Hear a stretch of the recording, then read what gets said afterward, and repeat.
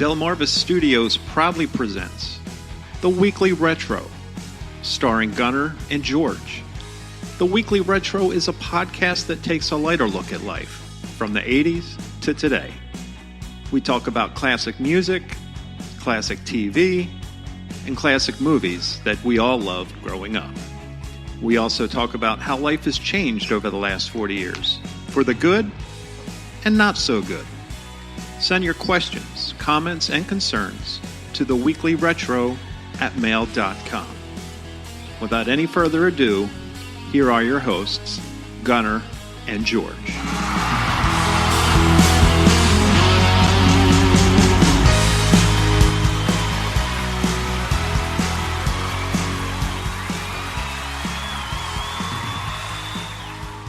What's up, Retro fans? How's everybody doing today? It is Thursday, May the 6th, 2021.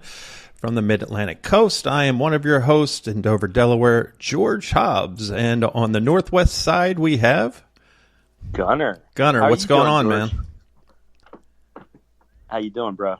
Pretty good. How's your week been? Busy. My oldest brother is flying in today from Phoenix, him and his wife, so get ready to see them this evening. But lot on the plate, but it's been a good week. Weather's been good, sun shining, so I'm happy. Yeah, it's been a great week. Got a little chilly last night, but the weather's been fantastic.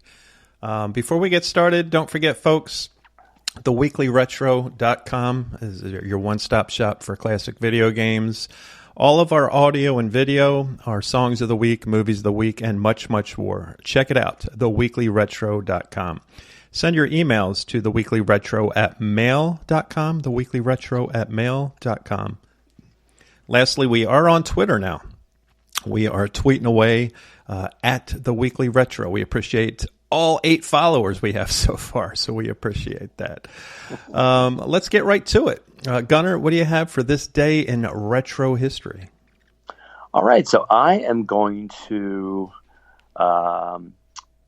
give us some on this day in music history. So really not a whole lot going on, surprisingly, for this day. Have you ever heard of the group Taking Back Sunday? You know, I have. Well, on this day, Mark O'Connell, American drummer. Are they a newer band? I think they're within the last decade. Okay, well, on this day in 1981, Mark O'Connell, the drummer for Taking Back Sunday, was born. Let's see. On this day, Evanescence singer Amy Lee was born. Very good group. Yeah, I actually like her voice. I think she's got a fantastic voice. You ever heard of a group called Lacuna Coil? No. You need to check them out, man. They can rock. That lady can rock. Really? Good voice, it's really great guitarist and great vocals. Lacuna Coil. My wife was a big fan. Okay. All right. Are they more, I guess they would be more obscure, huh? They're like an Italian goth metal band. Really? Yeah, but they're pretty famous. Okay. Now, I will say, this is not retro, but do you know what happened on this day in 1937? 37? I think you'll get this. Well, I know 30. Was that the Hindenburg? It was. While landing at Lakehurst, New Jersey, on its first transatlantic crossing of the year, the German Hindenburg burst into flames and was destroyed, killing 36 of the 97 persons aboard and 1 on the ground. 37. My dad was actually 5 years old when that happened. No kidding. Yeah, man. He was born 5 years earlier, but wow. When you look at that, it's a miracle that more people didn't die in that. Yeah, and there's a lot of conspiracies behind that as well, that it was done intentionally. Really? Yeah, because that was still a very popular way to travel at that time, and a lot of people think it was sabotaged. And let me see if this is the audio, because it's really classic audio. Oh, the humanity. Yeah, it's kind of chill. No. It is chilly and dark.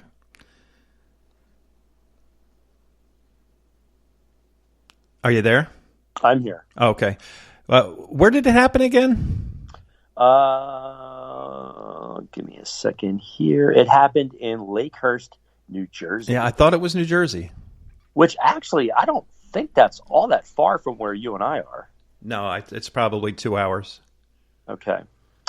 On a little bit of a lighter note, and again, this is actually more of a this day in history overall. 1957, the last episode of I Love Lucy aired. 57? 1957. Wow. Of course, that was an immensely popular show. Yeah. Lasted, I don't know how many years it lasted, but it was very popular. But yeah, 1957, it ended. And she was married to Desi Arnaz. They made movies about those two. Yep. This day in history, 1931, American baseball star Willie Mays was born in Westfield, Alabama. Yep. This day in history, 1915. So we're going back a little ways. American baseball player Babe Ruth hit his first major league home run. Wow. He finished his career with 714 homers, a record that stood until 1974 when Hammer and Hank Aaron broke it. So, again, this is kind of delving off the subject, and we'll be brief with this, but we're here to have fun. That's the whole purpose of the show. So what is your opinion of Barry Bonds, quote, breaking the record a decade or so ago? What's your, do you think it's deserving? Do you think there should be an asterisk next to his name? Well, here's my thing, and a lot of people aren't going to agree with this. And before you do that, you said 1915, he hit his first home run? Babe Ruth hit his first major league home run. Now, do you know during that game, he also pitched 12 innings? Well, he started out as a pitcher for the Boston Red Sox. Yep. And he was actually a very, very effective and very good and sought after pitcher. And he was basically sold for cash. Yep. To the Yankees. The Red Sox were cash strapped. Yankees saw an opportunity, sent him cash. No trade player was involved, sent him cash. He went to the Yankees, and the rest, as they say, is history. Yeah, he pitched 12 innings in that game. They lost to the Yankees in 12 innings, but yeah, he hit his first major league home run and pitched 12 innings. And you will never, ever see anybody pitch 12 innings again. Oh, You're no. not even seeing guys pitch 9 innings anymore. Not at all. But getting to your point, and by the way, don't let me forget. I want to talk about the DH. Don't let me forget. But Barry Bonds, here's my thing, and a lot of people aren't going to like my opinion. Did he ever get suspended, or was he ever, and I'm asking legitimately because I may not remember, did he ever get busted for steroids? No. It was one of those things where, well, remember they came out with that report, and there was like 125 players. Yeah. Names was on the report. Well, his was one of them. Him, Sammy Sosa, McGuire, shocker there. Roger Clemens, Rafael Palmeiro, but Barry Bonds was named in this report. I have a feeling your opinion is going to differ wildly from mine. Well, that was the Mitchell report, right? Yes, I think that was the Mitchell report. So that was the report to the Commissioner of Baseball of an independent investigation into the illegal use of steroids and other performance-enhancing substances by Major League Baseball. So senators got involved. George J. Mitchell, who was a Democratic senator from Maine. And folks, I'm reading this. I don't have this memorized because I want to have a proper... So I guess listen, if it's proved that he did it, then, absolutely, without a doubt. But did they even, when they got this report, did they suspend anybody off of this report? Do you remember? No, nobody was suspended because it was alleged. Do you know what I mean? Right. But widely known in circles, it was thought that certain players were taking them, and my thing was always, if you look at the physical characteristics of Bonds when he played before he went to the Giants in 1993 and became really the player that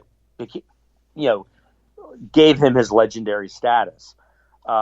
He was I think he won back-to-back MVPs with the Pirates, but he was this tall, skinny string bean of a guy, but he had a tremendous swing.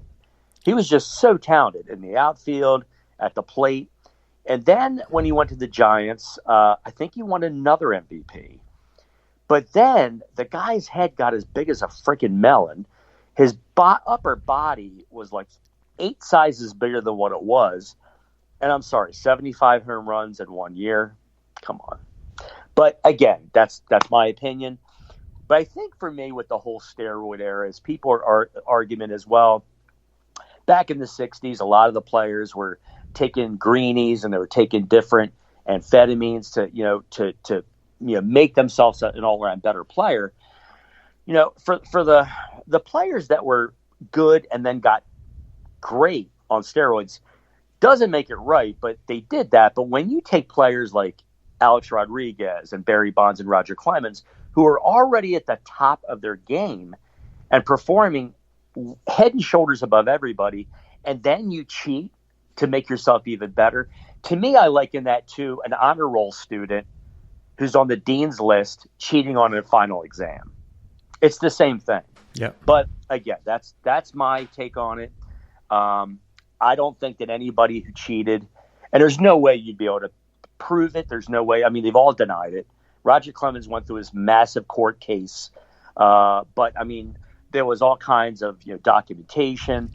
His, when he was pitching for the Toronto Blue Jays, the trainer said that he gave him injections in his rear end.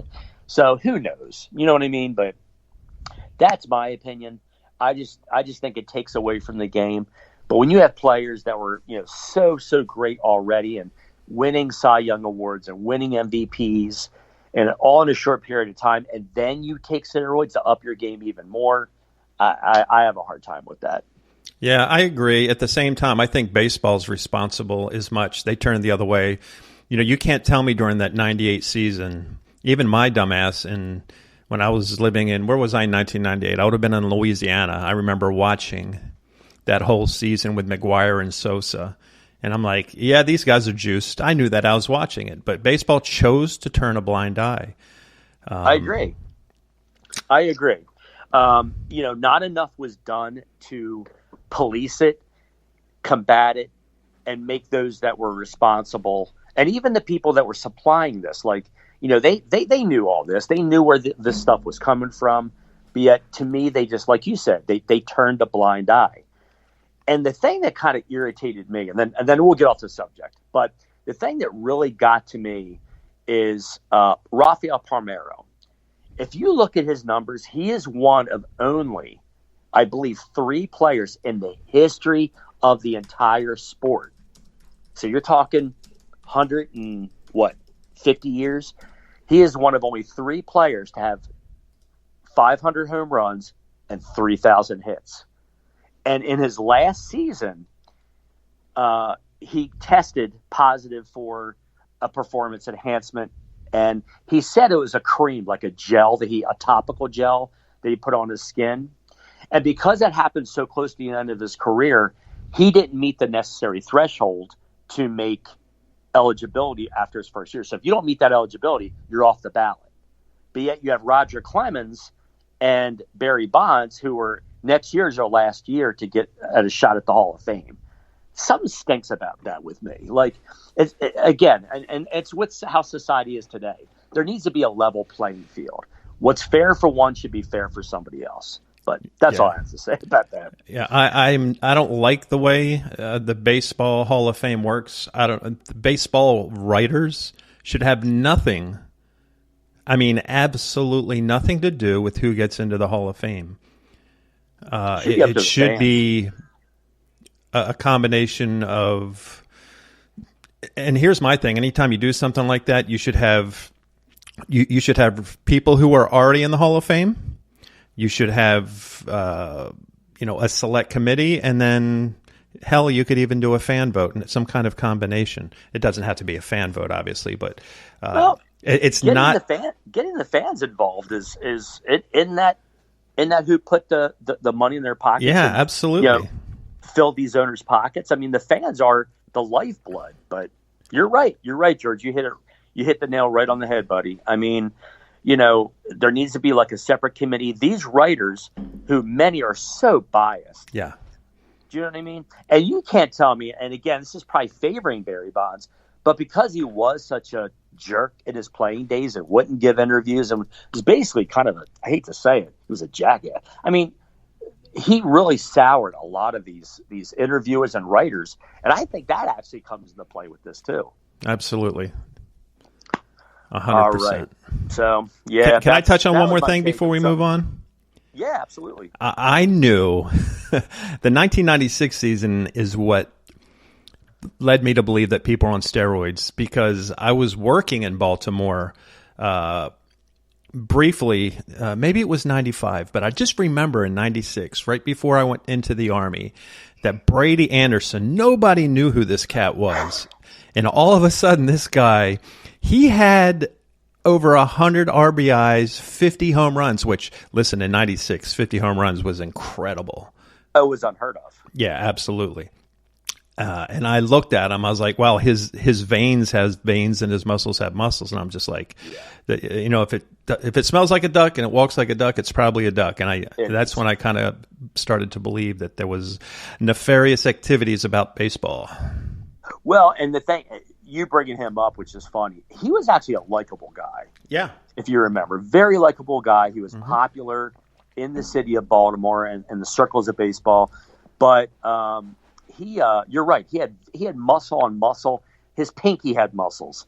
And he went the previous year, and I may be way off on this, he barely got to 20 home runs. And the following year, I think he hit 52 the following year.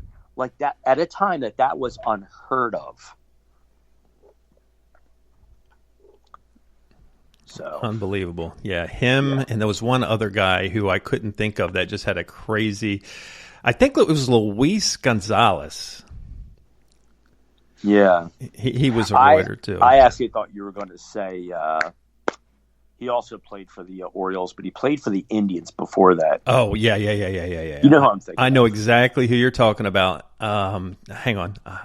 I know I'll remember it because I can see it. Was it Tatis? No, not Fernando Tatis.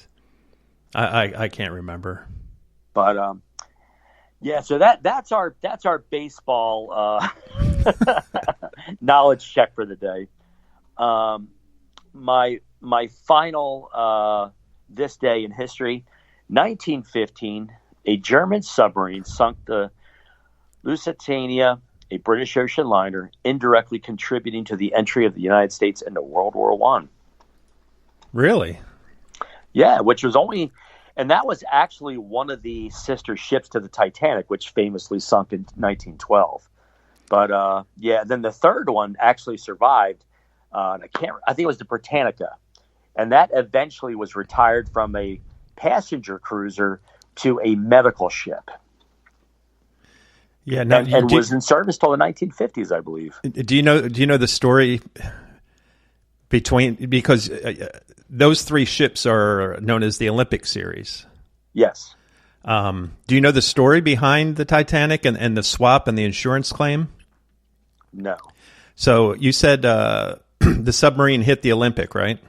Yeah. No, not the Olympic. The I can never pronounce that. Lusitania, I think it's pronounced. Oh, okay. So there was three ships. There's the Titanic, the Olympic, and I think it's called the Britannica or something. Yeah.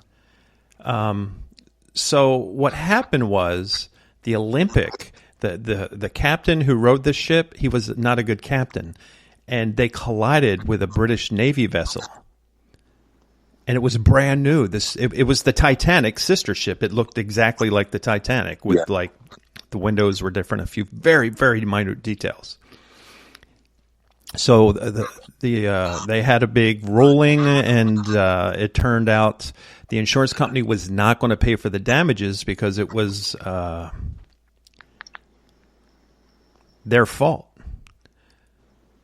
And the damage was really, they were losing money. So they ended up swapping the Olympic as the Titanic. And they went out and they intentionally sank it, and they collected the insurance money. And they used the Titanic as the Olympic from that day forward. Really? Yeah, you need to, if you guys go to YouTube and just type in Titanic Olympic and enjoy the show. The History Channel did a heck of a documentary on it. But there was a British guy who did a much better job, and he has insurance papers and a lot of proof, including the windows. And then when the Olympic got hit, they had to replace one of the turbines. And when they found the Titanic, they went down there. The Titanic had the other because they swapped them out. So it proved that it was the Olympic. And they found an M and a P on the hull. There's no M and P in Titanic. True. So it's really incredible. If you want to go down a rabbit hole, go check that out. You know, George, I say this a lot, man. Your calling, man. You should have been a professor at an elite university. Just the knowledge I learned from you, bro. I have so much useless knowledge. See, you call it useless. I find it entertainment, and I find it extremely interesting. But I've learned in my old age that much of the stories that the news and the media and the history books tell us are very slanted. Yeah. Yep. All right. But I digress. So what is next on the agenda, George? Well, let's get to our songs of the week. Okay. I actually chose a song, probably my favorite song from this band. They had a run of a lot of really good songs. But this one came out in 1987. It's off the album Kick. That would be Need You Tonight by INXS. And they hit the radio waves by storm. With that song. I mean, and it just had like a very seductive, sexy kind of I don't know, man. It just had that, just the lyrics and, the beat to the song. And it actually didn't have in my opinion, it didn't have that real strong 80s feel to it because it was the latter part of the 80s, 87. But it just the vocals and the beat, like it just drew you in, man. It was just such a big song. And it was my senior year when it came out. So I remember they were at the Spectrum that year, and a friend of mine went, and I wasn't able to go. I would have loved to have gone, but they said that the show was electric, and they just put on such a great performance. And that album is really good. Kick. Was that their debut album? No. Their debut album actually came out, I want to say in 81 or 82. They actually had about 4 or 5 albums before that one. No kidding. Kick was their big. That album took them. Kick did for them what probably Joshua Tree did for U2. They were already big, but Kick just took them to the stratosphere. Because you had that song, you had Devil Inside. Oh, that's right. Listen Like Thieves was their first big album. What's that? I think Listen Like Thieves was their first big album, right? Listen Like Thieves, was one of their first couple. But Kick had, I think, 4 singles that came off that album. Never Tear Us Apart was huge for them. Devil Inside. What was the other one that was off that record? I should know this, but I don't. But yeah, I know I'm pretty sure they released 4 singles off that album, and it was I'd venture to say if it didn't peak at number one, it came close. Well, you had New Sensation, Devil Inside, Need You That's Tonight, Mediate, which I really like. Yeah, Mediate. Was that a single? Yeah. I didn't realize they released that. Mystify, which is an underrated song. Yeah, it is an underrated song. Guns in the Sky, the opening track off that album, is really, really good. I agree with you. I think Mediate's an underrated song. And the album, like I want to look it up now. Now you got me curiosity. U.S. it charted at number 3. That's as high as it got. Oh, surprising. Canada and New Zealand it made number 1. What's that? Canada, and New Zealand it hit 1. Their hometown of Australia it only hit number 2. Yeah. I mean, 3 is not bad for a U.S. release. I mean, that's a really that's really strong showing. And you can't really say that, Michael Jackson's Thriller was blocking it. No, not in 87. Yeah, but 87, maybe Def Leppard's Hysteria might have been blocking it. Possibly. But it's a great album. It is a good album. Okay, your pick for the week, for your song. So, let me preface by saying I was never a huge Rush fan. At the same time, I would never turn off the radio when they came on either. I enjoyed them. If Tom Sawyer came on, I'd rock out and I'd, play along, but I never went out of my way. And to be honest with you, I don't think I ever owned a Rush album. I did. You said you did? Did not. Did not. Okay. Not a Rush fan. Yeah. And if you guys have ever seen the, what's that TV show with the folks from Philly? Oh, it's Always Sunny in Philadelphia. No, the Goofy Family. It takes place in the 80s. Oh, the mom's crazy. Yeah, but they always there's one of the characters on the show who was a Rush fan, and those Rush guys in high school were always their own. Right, they always had their headphones, their jean jackets with the Rush, and they were, the stoners hitting the bong. But I never was a huge fan. Now, there was another band that paralleled Rush, with whom I enjoyed very much, with whom I had several of their records. And I heard this song the other day, and I thought, when I do these, I like to do a little low-key, maybe to introduce a song to somebody. So mine is by the Canadian band Triumph, and one of their huge ballads, Magic Power, which is just an awesome song. Wow. See, you pick these obscure, fantastic songs, and I always feel like, oh my word, like, why didn't I think of that song?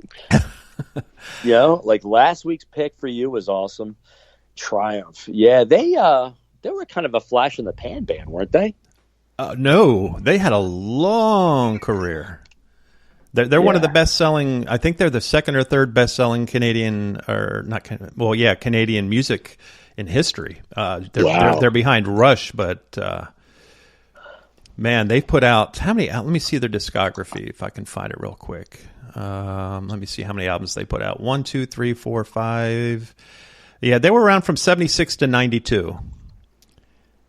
And they put out 4 live albums, lots of awards and accolades. My goodness, yeah. But once again, they paralleled Rush. Rush was the one, back in the day, music, you only got so much time on the radio, so Triumph never got that front stage. Prog rock at that time didn't get a lot of airplay. So anytime your local DJ was given some prog rock, it was normally Rush, not Triumph. Nice.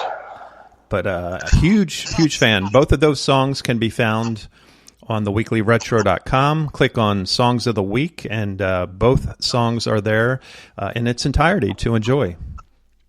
Awesome.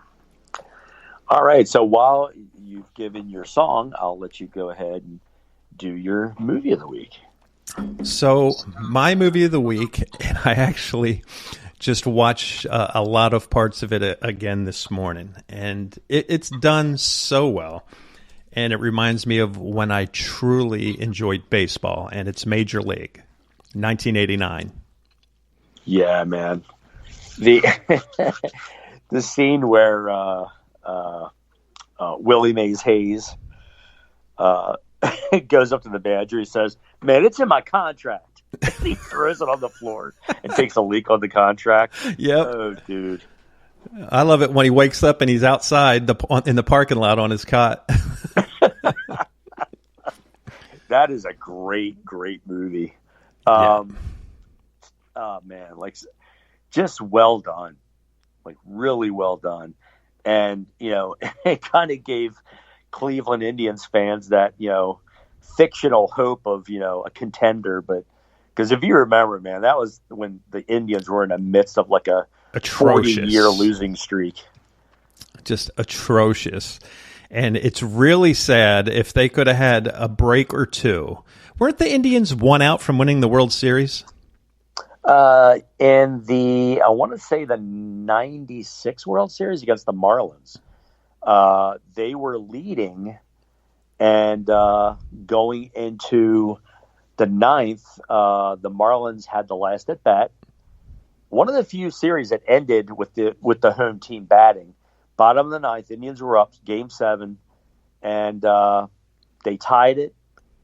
Marlins tied it, and then they hit the go-ahead hit, and Marlins won the series. Yeah, and the Marlins were actually only in their fourth season because they were one of the expansions teams in 1993, along with the Colorado Rockies. Oh, that's right. Yeah, they won that series, and it was a heartbreaker because I tell you what, man, that Indians team was loaded. Charles Nagy, Carlos Baerga, Albert Bell.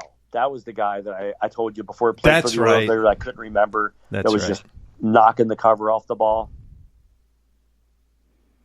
But yeah, they lost the heartbreaker, and they actually I think lost the year before that. They lost the World Series to the Atlanta Braves. Yeah, but then recently, like in 2016, weren't they like in Game 7? Weren't they about to win that World Series too? What? Who's that? Against the Cubs.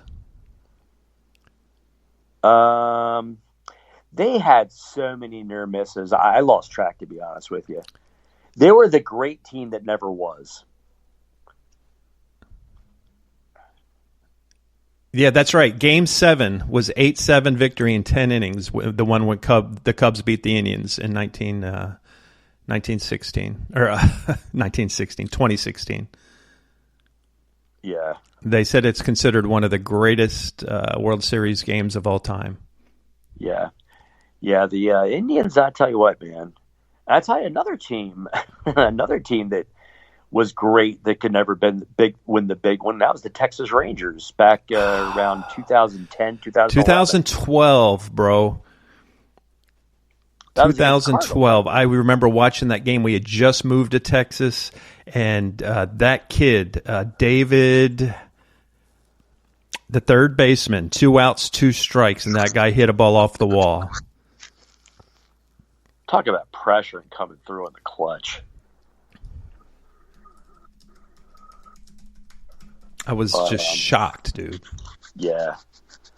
Yeah. Oh, you know what? I think you were right. It was 2011. 2011? Yes, sir. That's right. That's when I moved, the fall of October 2011. David Freese. He was one of those guys. He was like a Lonnie Smith type guy. You know how Lonnie Smith... He'd have an okay season and then just be a monster in the playoffs. Yeah, man. Like, he won a World Series with the Phillies in 1980. He won a World Series in 1982 with the St. Louis Cardinals and almost had a chance to win it 10 years later with the Atlanta Braves against those Toronto Blue Jays and lost. He actually had a grand slam in that World Series. And but David Freese was kind of that player. Like, he won that game, and then when he was with the Cardinals? Yes. Like, that dude was clutch in the play. Like, an average player during the regular season. But come playoff time, dude, it's like somebody lit a fire under his behind, man. he just came through time after time. And I think he might have, if it wasn't that World Series, it was another World Series where he was MVP. He was the 2011 World Series. Okay. He was that's MVP. yeah. Did you know that in both the 9th and the 10th innings, the Rangers were 1 strike away from winning? Yeah, I do know that. Back-to-back innings. Yep, I was. They were 1 strike, 2 outs, 2 strikes, and they did it in the 9th, and then they did it again in the 10th. Like, talk about just pulling on your heart, man, and just ripping it out. If you're a Rangers fan, oh man, because they've never won a championship, have they? No. There's only. I think you and I were talking about this last week. There's only a handful of teams that have never won it. I know the San Diego Padres have never won it. The Texas Rangers have never won it. The Mariners. Seattle Mariners have never won it. Let's see. I think there's only maybe 5. Colorado Rockies have never won it. Oh, that's right. How about the Astros? No, they won. Yeah, they won when they cheated. Yeah, they're cheating. That's right. Tampa Bay hasn't won one, and the Brewers, I don't think, have won one either. No, Brewers have not. No, Brewers, at least. The Braves, Milwaukee Braves did in 57. Yeah, but the Milwaukee Brewers have not. No. Right. Nope. And I think that's it. Yep. That 82 series I mentioned with Lonnie Smith, that was the Brewers and the Cardinals. And the Cardinals were victorious in that series. They had a young Paul Molitor and a Robin Yount. And they were spectacular that year. I remember that year, and they couldn't get it done in the World Series. Those early to mid Cardinals team might have been the most pure baseball teams. Like if they got a guy on first, they either stole second or they got bunted over to second. They knew how to generate runs, man. Old school. They don't do that anymore. No. Well, that's the thing. You don't see stolen bases the way you did. I mean, now you have a guy who leads the league in stolen bases with like 27. Yep. And you look at Ricky Henderson stealing 130 back in 1982 or whatever it was. Yep. You're never going ever going to see a guy probably even ever steal 50 again. It's just not part of the game anymore, and it's a shame because you can manufacture. I know you remember this. What was his name? He played on the '85 Cardinals. Vince Coleman. Remember yeah, him? Of course. And I really believe to this day, this was on our show, our first show, when we talked about the Blue Jays blowing a 3-1 lead to the Kansas City Royals and then gone 7 games against the Cardinals in the series. But do you remember before Game 1 of that World Series, Vince Coleman, something happened where they were doing something with the AstroTurf, and something ran over his ankle, and he missed the whole series. Do you remember that? No, I don't. And he missed that World Series. And in that season, he stole, I want to say it was 110 bases. I mean, the guy, he probably led the league in infield hits because he was probably the fastest player I had ever seen in my lifetime. But if he got an infield hit, it was as good as a single. And he always stole first, and he almost always stole second. And I believe he stole 110 bases. But before the first game of that 85 series, there was an accident, I think in Busch Stadium, and he was injured and missed that whole series. Wow. And I think that's a big reason why they may have lost that series. I don't remember that. Wow. Yeah, it was a big topic of discussion, that happening. Speaking of that era team, do you remember we had when the Nintendo NES came out? Yeah. Anytime I played RBI baseball on that, I was always the Cardinals. Really? Dude, they were so fast. I loved stealing bases. But wasn't it wasn't like the blip, like, the crowd was like all blips and The guy would pitch the ball, and you could change the steer the direction ball, of the ball yeah. in flight. Was it that game? Yeah, but it was one of a kind. It was the first real fun baseball game that you could play. Oh, it was. And when we got it, dude, we thought like, oh man, I want to be a commissioner. I actually, funny story.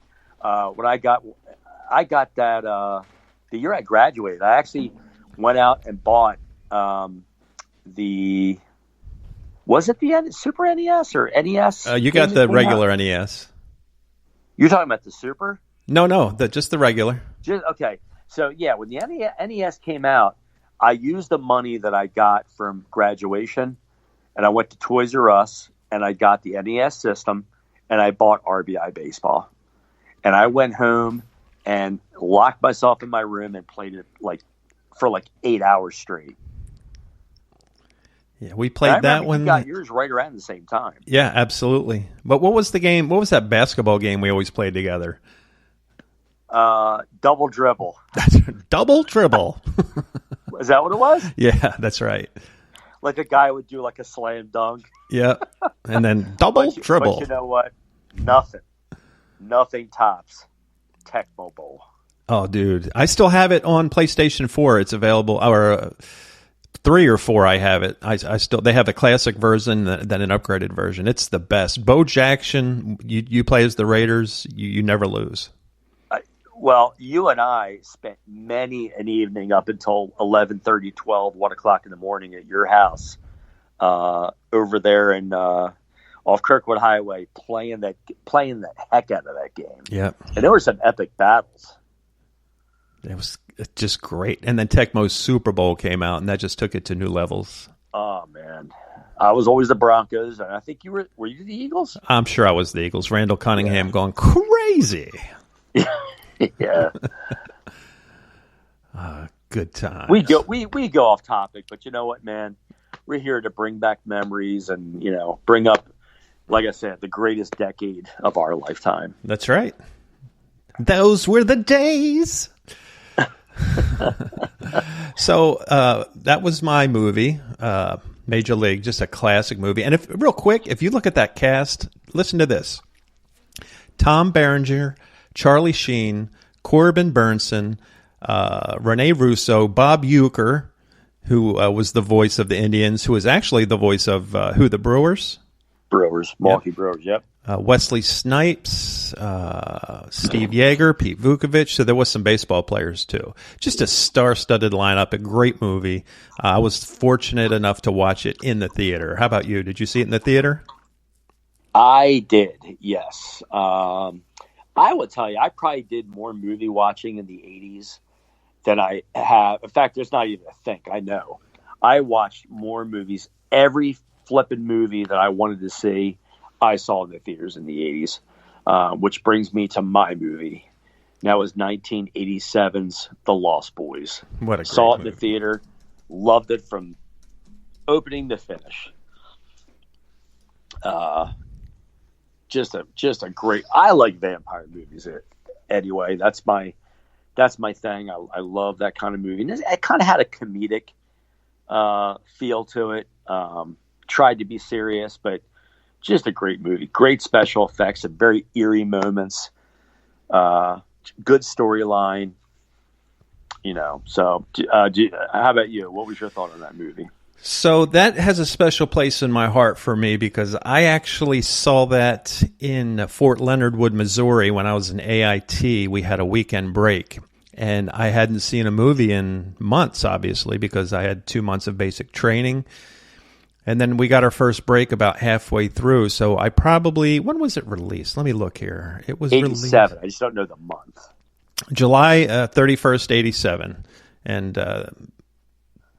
the movies on post always got them later. So I would have probably seen it September. It would have probably been October for sure, October of 87 when I saw it.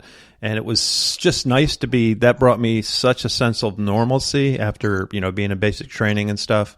I truly enjoyed that movie. $8 million budget, made $32 million, so it was obviously a success. Had one of the famous Corey Haim in it. And of course, it brought Kiefer Sutherland. It put him on the map. Yeah. For sure. Jason, Patrick, Diane, I think you pronounce her name, Weist, Alex Winter, who then later starred with Keanu Reeves in Bill and Ted's Excellent Adventure. Yeah, and I'll be honest with you, man, I did not see that ending. Max, who was dating their mother, that's Sam, right. and Michael's mother. I had no idea. Like when that happened, I'm like, "Whoa!" Didn't see that coming. Yeah, it was just a tremendous movie. And one thing I'll say about that movie, and a lot of I'm going off the reservation here, if you will. That had one of the greatest, not the greatest, because one of the original songs, because the song that is the theme from Lost Boys is "Cry Little Sister" by Gerard McMahon, and that is such an, if there was ever a perfect song created for a movie, "Cry Little Sister" by Gerard McMahon is like the most absolute perfect song for a movie, and it's powerful. It's just great song, man. Yeah, it had it had some like eerie elements to some of the songs. Thou shalt not. Yeah, that's "Cry Little Sister." Like, yep. Is that it? Yep. Okay. Yeah, when they were like flying through. But, yep. I don't know if you know this, but you know how the town of where they were on the boardwalk, and they were definitely in California. Yep. But they were in a town called Santa Carla.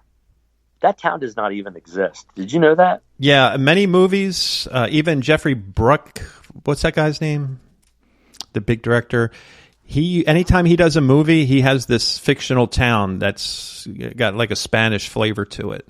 A lot of movies uses fictional towns like that. Yeah.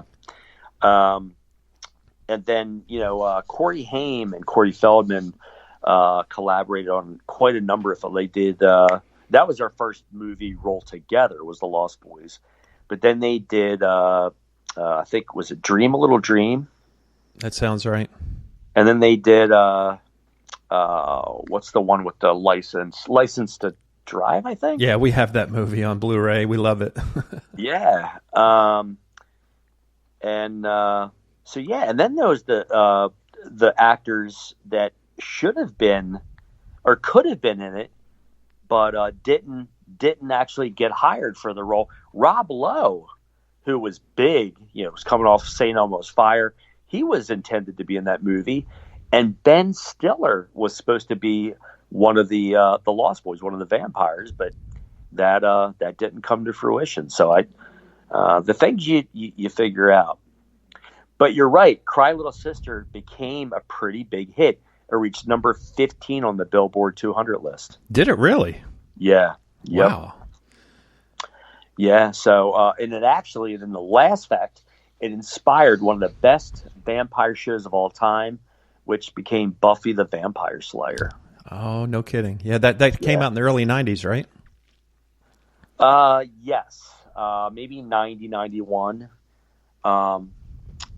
But yeah, that was a big show, and but that movie, when I first got my TV and my sound system set up, I had to own Lost Boys, man.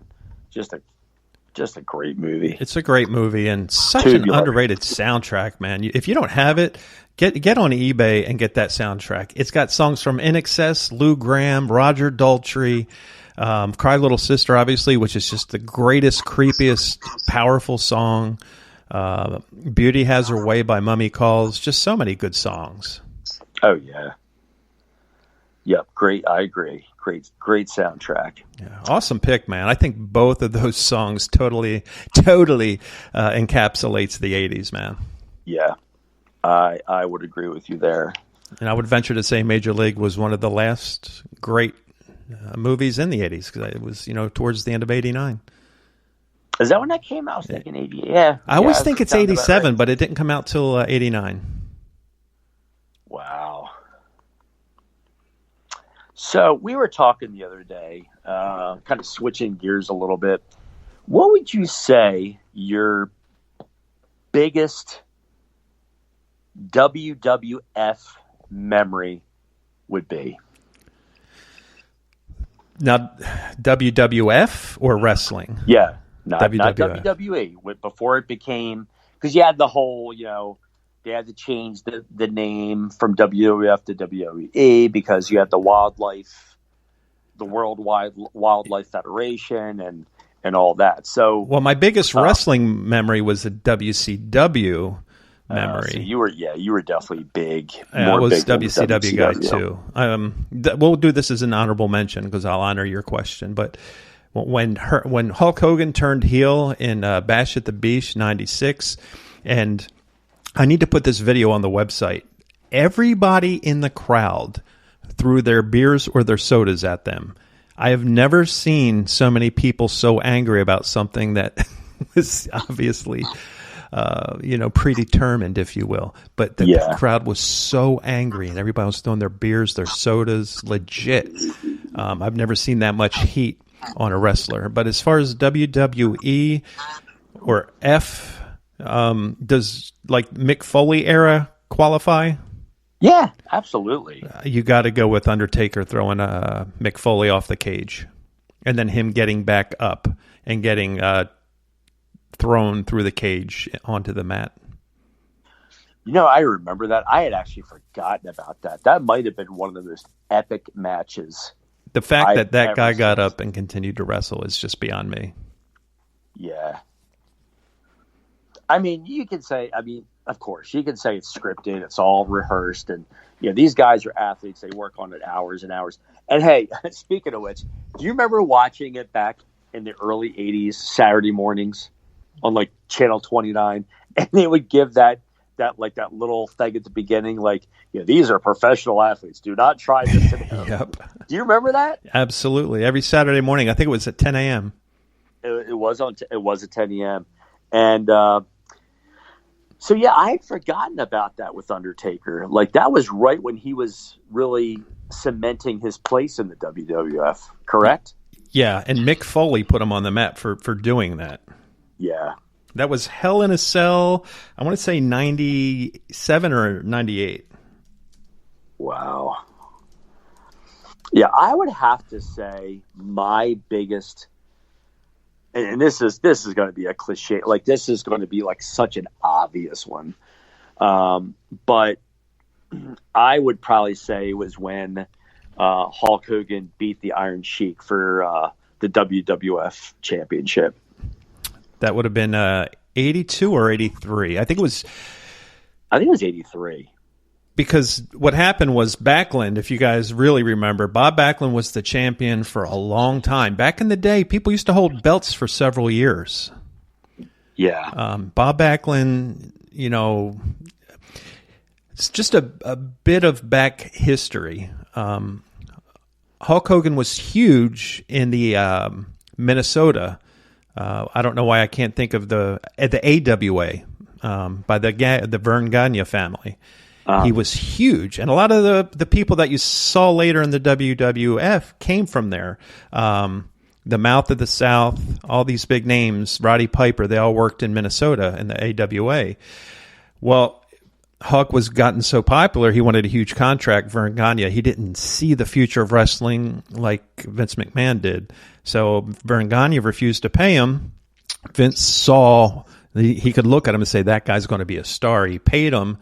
And I want to say December 82, Iron Sheik, they made Backlund lose with face. So the Iron Sheik put Backlund in the camel clutch. Do you remember that was his move, his finishing move?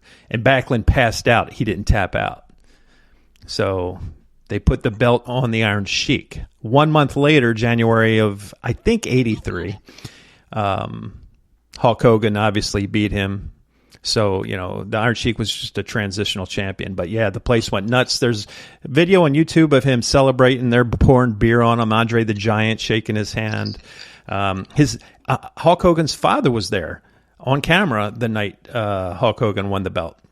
It was a big deal, nice. Legend. And, obviously him and his family have had hiccups over the years. But we're all humans. I I'm not perfect, so I'm not one to ever, be like how many of the people are today, this whole cancel culture stuff. I think everybody deserves a second chance, and he's definitely on my Mount Rushmore of wrestlers. Yeah, he has had quite the staying power through the years. You think he'd be gone, and then he'd come back, and he came back to the WW. He was in the WCW too, right? Didn't he leave the WWF and go to WCW? Yeah, that's when he turned heel and just broke the internet. Wow. But did he still have that lame finisher with the atomic leg drop? In the of course, WCW? yeah. Dude, that was bad. Yeah. You can say what you want. Like, I liked Hogan. I did. I liked his character. I thought he was a good role model for kids. And I remember watching it because I was all at 15 then when that happened, when he beat Iron Sheik. But I just remember all the little kids with the Hulkamania shirts on and the yellow with the red script, and kids freaking adored this guy. They looked up to him, and he was clean. You don't have all the crap they have now. He wasn't cussing every other word, but he would be beat down to a flippin' pulp, and then he'd start hawking out, and he still did it years and years later. And he'd be getting the crap knocked out of him. And then he'd pick up the guy, he'd body slam him once, and then do that leg drop, and then pin him. I'm like, is that it?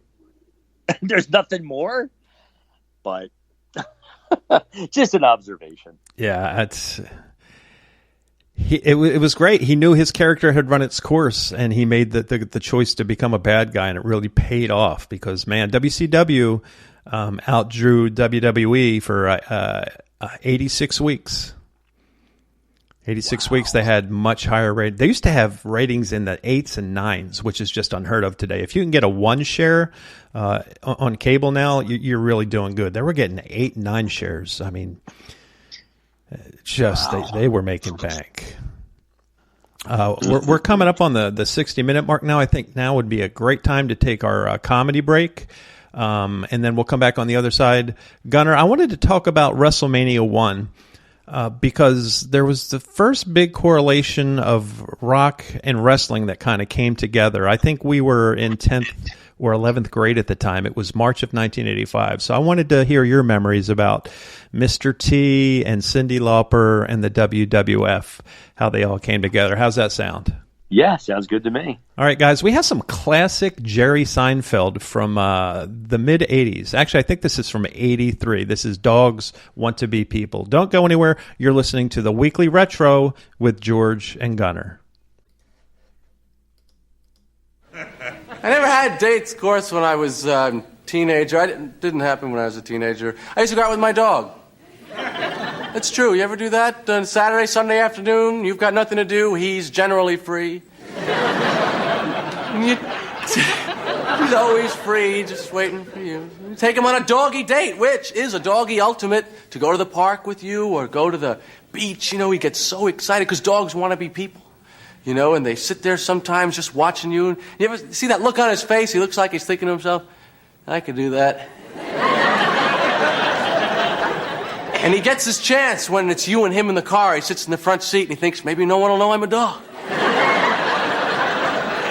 Because doesn't he seem to think, because he imitates you, he looks out the front, he's watching. What is he looking at? He's a dog. Why did they look down the road?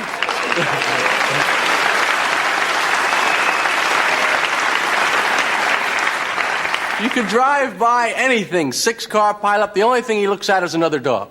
It's the only thing, hey, look at that. Can't talk to you now, I'm with people, sorry. I'll never bark at him. He tries to hang on his body. He tries to accommodate his doggy body with the car seat, He can't do that too good. Whichever way you turn, he's not ready. Did you ever notice that? Whichever way you go, he's, hey, ho, hey. Would you take it easy over there? I can't get a grip. I've got no thumbs. Check it out, pal. And then, the killer, you get hungry, you stop in someplace, get a hamburger. Sit down in the car, eat the hamburger. To you, this is nothing. This blows his mind. Instant food whenever you want it, this is his life's goal. Yeah, he has that look on his face. He looks over at you. How did you get that? That's pretty good. You think I could get one of those in there? They can't get one. They can't get anything. They have no money.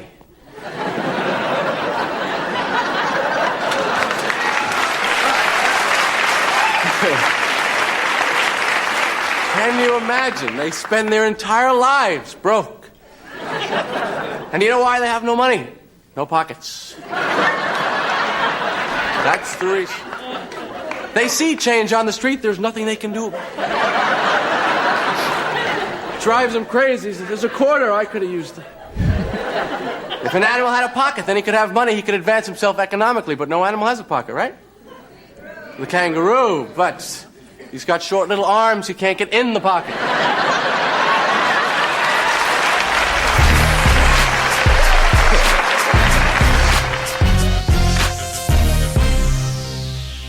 And we're back. Thanks to Jerry Seinfeld and Dogs Want to Be People. What did you think? Jerry Seinfeld is one of those people where very few people will say, he's okay. People either say, I loved Seinfeld, or, nah, it wasn't for me. What did you think of Seinfeld? I was indifferent. That's probably the best way to describe it. I had heard very little of him, but what I did hear was humorous. I wouldn't consider him. I think the thing that I liked about him is he was in a time where you didn't see this much. He was very clean. Do you know what I mean? Like, you didn't hear, F-bomb after F-bomb after F-bomb. He didn't really swear at all. He just had that deadpan. I don't know, man. Like, I like that about him. What about the TV show? Although the show was a massive, massive hit and is a cult classic, the episodes I've seen are really, really funny. But, like, I wouldn't say, like, I'm like that Seinfeld binge watcher that has seen every episode. Really? I am that guy. We have the entire series on DVD, and for us, season 5 is up there with the best seasons of TV comedy for my book. So you've seen every episode? Every episode. Now, how many seasons did it run for? 8 or 9. Yeah. 8 or 9. I was going to say 8 or 9. Yeah, the last episode was obviously disappointing, but they're just some of the episodes. Season 5, like I said, was just tremendous. When Kramer moved to L.A., they did a 2-part series out in Los Angeles. They thought Kramer was a murderer. Just so much good stuff. And they were edgy. It was very clean, but they were very edgy. The one of the funniest episodes was what was the name of it? It was called The Contest. And I won't get into it here, but it was basically about it was a contest who would not pleasure themselves. I guess is the safest way to say it. And they all bet $20 each, and they'd come in. You know how they always met at the diner? Uh-huh. Like, what was the girl's name? Ellen. Ellen. Yeah. She came in with her head down, put her $20 on the table. Just tremendous episodes. Yeah. It was very clean, but it was edgy. Yeah, it was. It was clean, and it had that edginess, like you said, without being in your face. But I think the episode that stands out for me was the episode where they parked in the parking garage and couldn't find the car. That's hilarious. And they're going to like each level. I think they were Christmas shopping, right? Yeah, wasn't Kramer walking around with like an air conditioner or some big box? Like that show was, that episode was classic. Yeah, it was. Yeah, I think she might have been my favorite character. Yeah, she went on to do some great TV too. Yeah, Kramer was funny too, man. Just in that I don't know, man.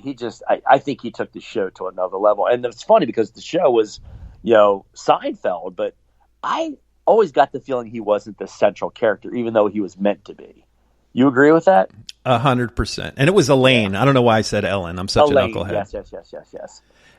Cosmo Kramer, Michael Richards, who played him, he had that physical comedy like Jim Carrey had. Yeah, I agree. Was there one recurring role player that you liked? Like for me, I loved Newman, Wayne Knight. He'd walk in. He was the post office worker. Yeah. He'd come in. He'd say, "Hello, Newman." "Hello, Jerry." Yeah. Like I said, if there were 8 seasons, 30 episodes a season on average, so maybe 150, maybe 170 episodes, I've probably only seen 30 to 40 episodes. Oh, wow. Of the entire series. Yeah. Yeah, so 9 seasons, 180 episodes. Okay. So, yeah, I've probably seen about 40 episodes in the time that it's been on. Reruns late at night, flipping through the channels, looking for something funny to watch. If it comes on, if I see that it's on, I will stop and watch it. But to sit there, like you said, and buy like all 8 episodes, I don't know if I'm quite there yet. I'm not saying I never will be, because I'm one of those stumble upon type of person, where if I see something and I give it a listen or a spin, or I watch it and I get hooked. You know me, King of Queens for me is the classic. Mm-hmm. Like Renee and I, my wife and I, we own all 9 seasons. We have literally watched it through. I would probably have to say 15 to 18 times. Wow. We're constantly around the house quoting it, and our daughters would be like, "Let us guess, King of Queens." I'm like, "Yep." And that's the same for me. I maybe have seen 15 episodes. Oh man! But see, Kevin James, who played Doug Heffernan on the show, you want to talk about physical comedy? Like, he's this big guy, and like he's really, really like dishonest with his wife, lies all the time. I think if you really hunkered down and watched more, especially in the middle, like the 4th and 5th season, dude, you die. So WrestleMania 1 in this instance. WrestleMania 1. It was held March 31st, 1985. So I think we were finishing up our sophomore year of high school. Yeah. And I remember, man, they advertised the heck out of that. Madison Square Garden was the venue. But you know what I did not know? It was the inaugural WrestleMania event, obviously. But What I didn't know, it was the inaugural professional wrestling pay-per-view event. And it was only available in select areas. Did you know that? I did. And believe it or not, WrestleMania 3, which was March of 87, that was the one that was held in the Pontiac Silverdome. And there was like 93,000 people there. That was also closed circuit. That was before real pay-per-view, because not everybody had pay-per-view. So what we did, my dad bought tickets to the Grand Opera House in Wilmington, and they had it on a giant movie screen. And there was like 1,500 people there, and it was such a good time, man. Oh, man. Yeah, to me, that was the golden age. Like, people might argue and say, oh, the 70s was the golden age of wrestling, or maybe even now we're living in the golden age. But back for me in the 80s and the first, 5, 6, 7 WrestleManias, man, they were epic. So, okay, so there were 9 matches. You remember what the main event was? That was the tag team match, right? Yes, Hulk Hogan and Mr. T squared off against Paul Orndorff and Roddy Piper. Mr. Wonderful Paul Orndorff. Yes. And Roddy Piper. And who was the guest referee? The guest referee, Muhammad Ali? Yes, sir. Do you remember who ring announcer was? I can see it's. Oh, that was WrestleMania 3. I was thinking of Bob Uecker, but I think that was WrestleMania 3. Well, if it helps jog your memory, it was a baseball. Pete Rose. No, good guess. It was actually Billy Martin. That's he was the right. ring announcer. And Liberace, oddly enough, was the timekeeper. Now, I'm going to throw this at you because I do not remember this for the life of me. Gene Okerlund opened the event by singing the national anthem. And the only reason he did was the original intended singer, who was never named to this day. It was a celebrity guest, that Gene Okerlund and Vince McMahon would not name, but whoever it was failed to appear at the event. No kidding. So last minute, they had nobody, so Gene Okerlund opened it up by singing the national anthem. Well, I know he sang a song on, I don't remember if you remember the wrestling album that came out in like 84. I remember the album. I of course, never heard it. I remember it being, them pumping it, building it up during that Saturday morning. Yep. Do you remember that? Of course, yeah. But, I remember very little on that record. I do remember it, but he sang a song on it, huh? Indeed, yeah. He had a very good voice. Wow. Yeah, that I did not know. It's funny they didn't ask Cyndi Lauper to do it. She was there. She was there, and we're going to touch base on that. Now, the first match was between Tito Santana and the Executioner, Buddy Rose. Yeah, Tito Santana was such a good wrestler. Oh, he was. He was another one that, to me, was... He kind of had that period where he was really big, but I think he was underrated. Severely. And I'm not sure he even really held a big belt in the WWF. Yeah. But Santana won the match. He applied a figure 4 leg lock on the Executioner. Now you were talking about let's see. Okay, so the next match would have been between Ricky Steamboat and Matt Bourne. I don't remember much about Matt Bourne. Wasn't there another match in between? I thought King Kong Bundy, there was a squash match there with King Kong Bundy and Special Delivery Jones, good old SD Jones. Yeah, so you're right. So King Kong Bundy and SD Jones. Let's see. I'm trying to think. Yeah, was it just the two of them? What do you mean?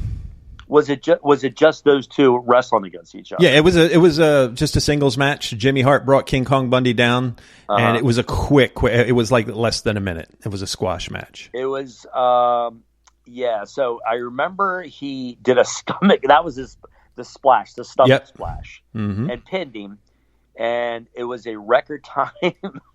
Ready for this? It was 9 seconds. No kidding.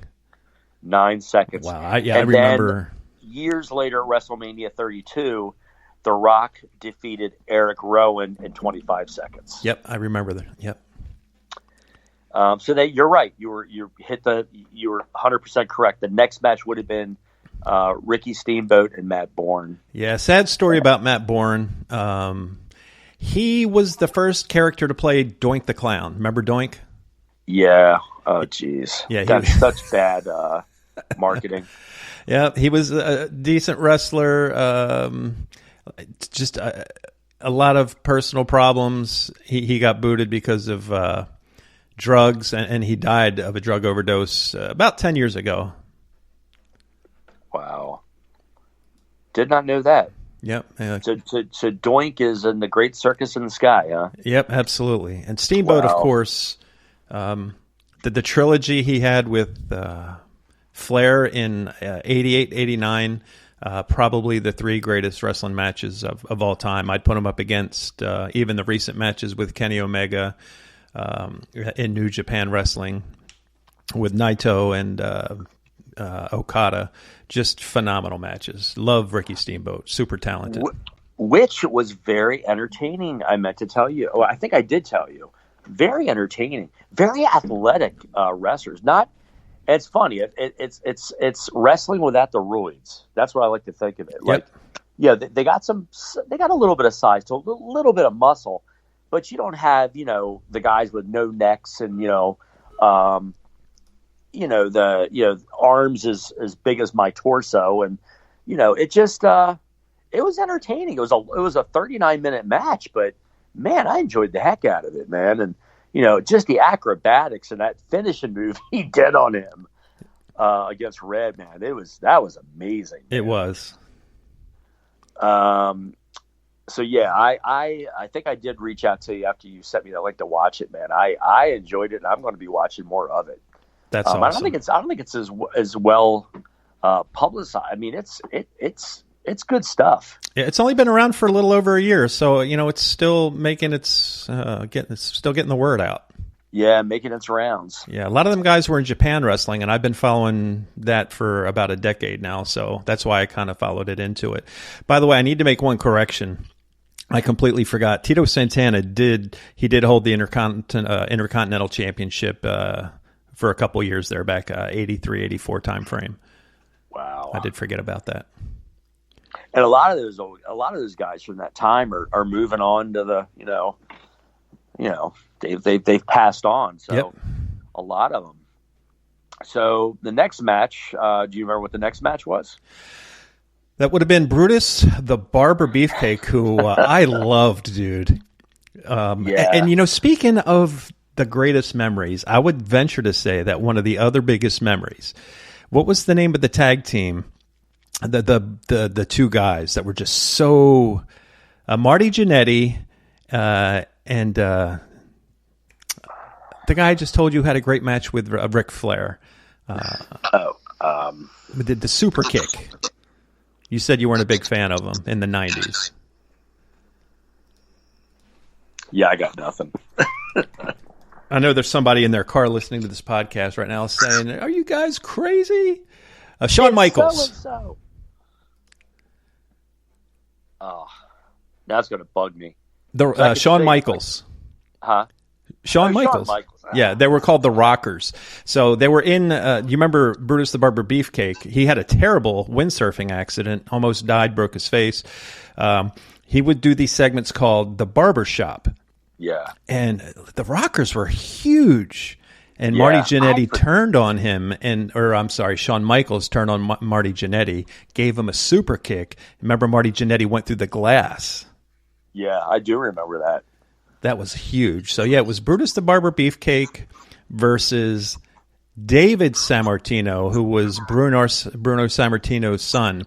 And this cup of coffee I'm holding right now has more character than David Sammartino had.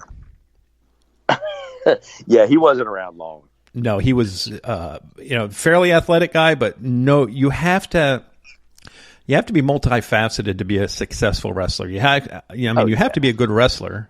You have to have the moves, but you have to have it, right? Hulk Hogan had it. Randy the Macho Man Savage had it. Oh yeah, you know what I'm saying? You got to have that factor. You got to have the gimmick. You got to have the look. You got to be aesthetically pleasing to the eye. You know what I mean? Like, you know, and I think that's why before the steroid thing really, trickled down into the, once you hit like the 90s, like for me, I remember the first time I saw the Ultimate Warrior.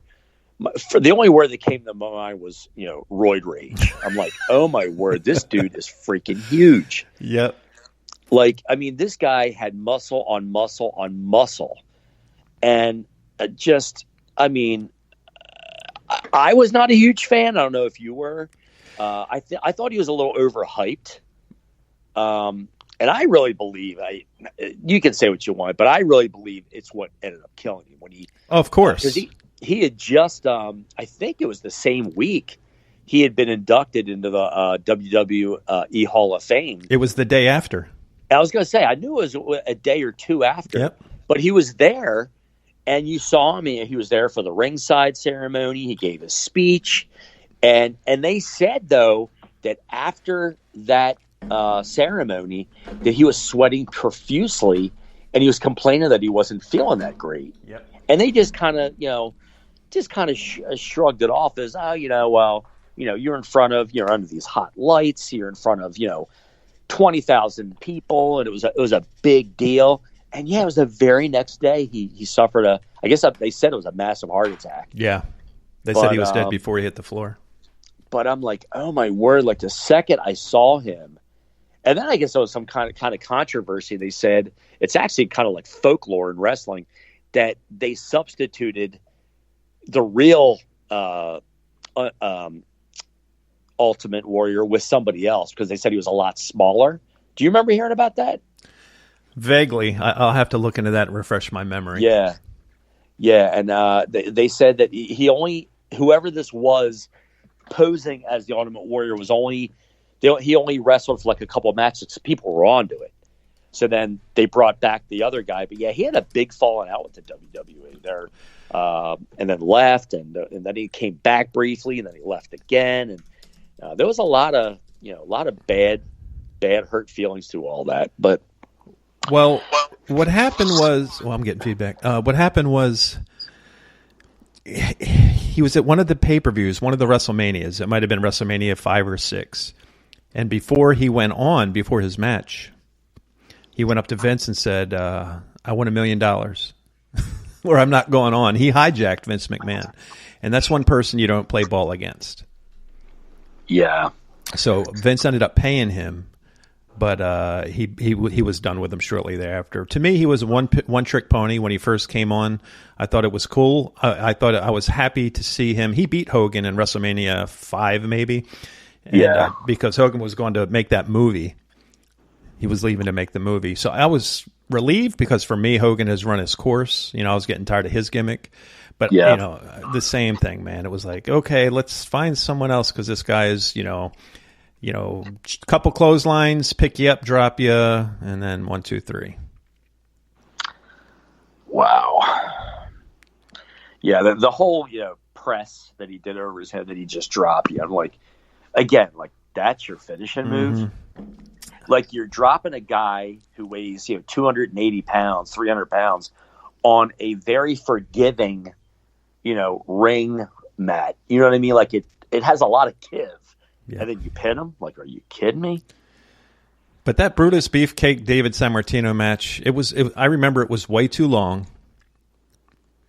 And then when it ended in a disqualification, I was just like, what a waste. Yeah, and no contest. Now, do you remember who walked out with Brutus Beefcake? Give me a second. Not sure. Johnny Valiant. He was Johnny Valiant. Real big as a manager. They used to call him Luscious Johnny. He was big, once again, in Minnesota with the AWA. He actually died a couple years ago. He got hit by a truck. Oh, my. Walking across the street. And I think it was 2018. I remember hearing it. It was really sad. Wow. So, yeah, that was probably... not probably. It was my least favorite match of the card. Yeah, I'm surprised he even made it to WrestleMania for the first one. So your first championship match is for the Intercontinental Championship. Greg Valentine against that Junkyard Dog. JYD. I love JYD. He wasn't the most. I liked him a lot. And once again, he wasn't one of those well-executed wrestlers like a Ric Flair or a Tito Santana or Ricky Steamboat.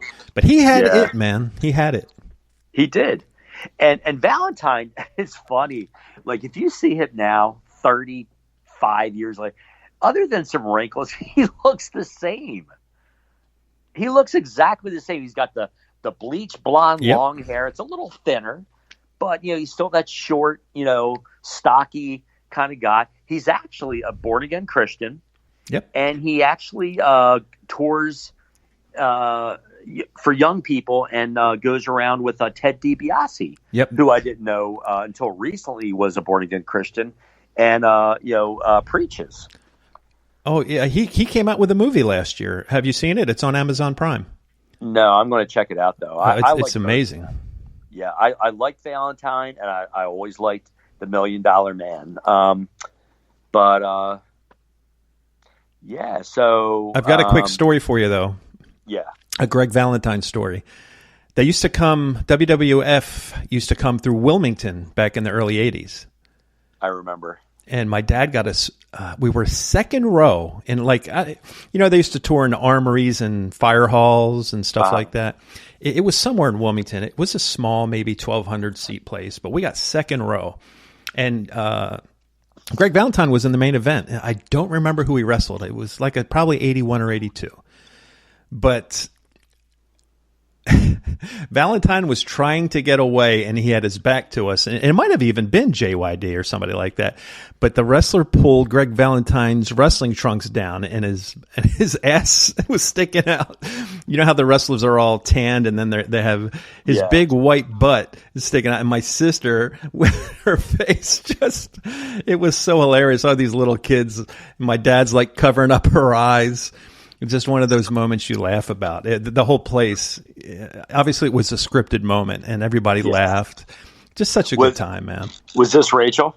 Yeah, Rachel, yeah. You know what's funny? As big as I was into wrestling, I had two kind of periods where I was really, really into it. You'll laugh at this, but was from 83 up until probably about 88. And then I kind of had a resurgent period where I got back into them. My roommate that I had, this is right before I met my wife, in 2004 to about 2006, I was really into it again. And then my wife was like, how do you watch that? You know it's not real, right? I'm like, yes, I know it's not real, but it's entertainment. Most movies you watch aren't real. They're movies. It's entertainment. Exactly. But, now and again, I subscribe to the channel on YouTube, and I'll watch matches here and there. And then I watched the match that you told me about the other night. I watched, a little bit of WCW. So, it's not real big on but I was going to say, I've never seen it live. I've never been to an event. You never have? Never have, bro. I remember, my dad, remember the old Spectrum? Yeah. My dad took us... and Hulk Hogan was main event, and we had great seats. And I remember thinking, I have never seen a human being that big. Hogan? Yeah, he came out. We had great seats. He was maybe 30 feet from us when he walked by. I just thought, and obviously I was a smaller kid, so he even looked that much more big. I just thought, my gosh, what a monster! This guy's huge. Yeah. But I've been to probably 50 wrestling events. Even when I was in the Army, at every duty station, with the exception of Hawaii, I attended live events. Wow. I saw events in Louisiana, in Alexandria, in Baton Rouge, in New York. I went to Syracuse to see a match. In Colorado, the Colorado Springs, the World Arena. I saw WWE when it was really... like 2004, 2005, between my Iraq tours, I got to see some there. Hawaii, interesting story about Hawaii real quick, and we'll move on, I'm sorry. But, it was so far behind.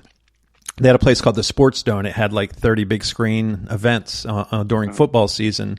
Kickoff was at 7 a.m. So we'd get up at 6:30. We'd walk down to the Sports Dome. Kickoff was at 7, and they were serving beer and food at 7 a.m. The pay-per-views generally started at 8, so it was about 3 Eastern time when we watched them. But it's an event. I love going to wrestling events. If AEW ever starts touring, I'll definitely go see one of theirs. Yeah. Yeah, I look back and I think I guess the opportunity just never presented itself to me. I didn't really think that much about it. I was always content with watching it on TV. It's funny because back in the 80s, oh my goodness, I probably, and we'll talk about this on another show, but I probably went to probably close to 30, 35 concerts in the 80s. I've probably seen every possible hair band in any combination you can ever talk about, whether it was an opener, whether it was the main show or the main act that was playing. I've seen some really big bands, but I never got to see a WWF or WWE match. And I kind of look back at that and think, like, wow, what was wrong with me? I'm just surprised that we never went together because. Yeah, we did a lot of stuff together. Yeah. Did you used to go to the lacrosse games with me? I went to one. Oh, okay. Yeah, you're talking about the Philadelphia lacrosse team, right? Yeah, the Wings. The Wings, yeah. Yeah, we went to we'll have to talk about that another show too. We went to that game, and then we went to the after party. Do you remember that?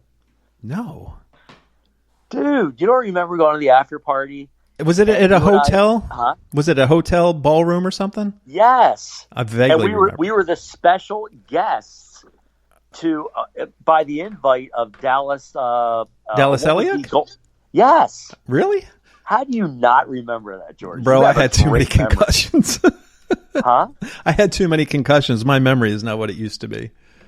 Yeah, because we had him on our show. That show we did for 2 weeks. Prime time live. He gave us tickets, and he gave us. We had. In fact, we had like VP. I mean, they were like. He gave us tickets. He's like, look, go to the door, say, you're at the invite of me, and you and I went in. We went up to. I think we went up like an elevator, like a couple floors. We walked in. There was, neither of us. I don't think you did. You might have had a beer or something, but I didn't drink at the time. Booze was flowing, hors d'oeuvres all over the place, girls, and he dissed us and wouldn't even pay attention to us. Do you remember that? Now that you mentioned that part, I do remember. And you and I were like, what a douchebag. Like, well, he was probably trying to get cheese up to the ladies. I guess, dude. But I remember you and I leaving there almost feeling deflated, like, really? Like, he wouldn't even talk to us. Wow. Like, he didn't say hi to us. He saw us. And he had a couple. He was a good-looking guy. He was an athlete. Well, he wasn't a couple girls on a par with us, though. Come on, huh? He was no Georgian Gunner. No, he wasn't. But I mean, that's obvious.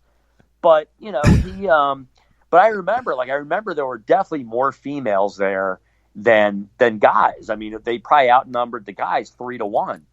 But and we didn't stay long because I think we. Like I said, we mingled a little bit. We talked because we didn't know anybody, right? And we were all of 20 years old, 22 years old at the time. But I think we were more in awe of the views and the sights of and all the girls. Yeah. But we did see him, and we saw several other players. Yeah, he totally dissed us, and we left there thinking, what a jerk off! Like seriously, dude, you're not even going to acknowledge us. Like, now he's probably sitting in Montreal all by himself drinking Molson's, and look at us. Yeah, exactly. Legends of podcasts. With a gut looking like he's like 7 months pregnant and 3 times divorced. I used to play lacrosse. Good times, George. Good times. Man. I vaguely remember that now. Well, I think I jogged your memory when I said what a douchebag he was when he ignored us. Yeah, I remember that. He was really cool. Because if you remember, okay, I'm going to really jog your memory. The night we had our show, we took him to the Down Under in Newark. Do you remember that? That's right, yeah. And he told you and me and said, dude, like, what could I do to pick up girls? Do you remember him saying that? Yes, I do. And we were in the booth. And we were like, dude, you just walk up to him and just start talking to somebody. And, he was like, well, can you bring some girls over here? Like, he was real shy. Yep. So and we cured him of it, and then he repaid us by dissing us. Yes. So then it was like maybe 4 or 5 days later, they had the game in Philly. We went to the Spectrum. You and I then drove. I can't remember who drove, but it might have been me. And we went to the hotel. It was, like you said, it was like the Marriott, I think. But it was real posh. We came in at his invitation, and he actually had a couple girls next to him. Like, did this guy booze it up or take something that gave him a set of balls? Because he was player, but he didn't even give us a look, dude. And I thought, what a jerk! Like, here we made you. You stabbed me in the back. Finish him funny like now that you remember the Down Under in Newark and how he was like real shy. Yep. And and he wouldn't dance with anybody, but oh my. So back to as we wrap up our WrestleMania story. So the next match was for the WWF Tag Team Championship. Yep. Nikolai Volkov and the Iron Sheik, I didn't know this, coming to the ring by Freddie Blassie. And they had a couple of different managers. They had Mr. Fuji later too, I think. Yeah, Mr. Fuji was big. Yep. Bobby the Brain. That's right. Yep, of course. The greatest manager ever. Yep. Is he still living?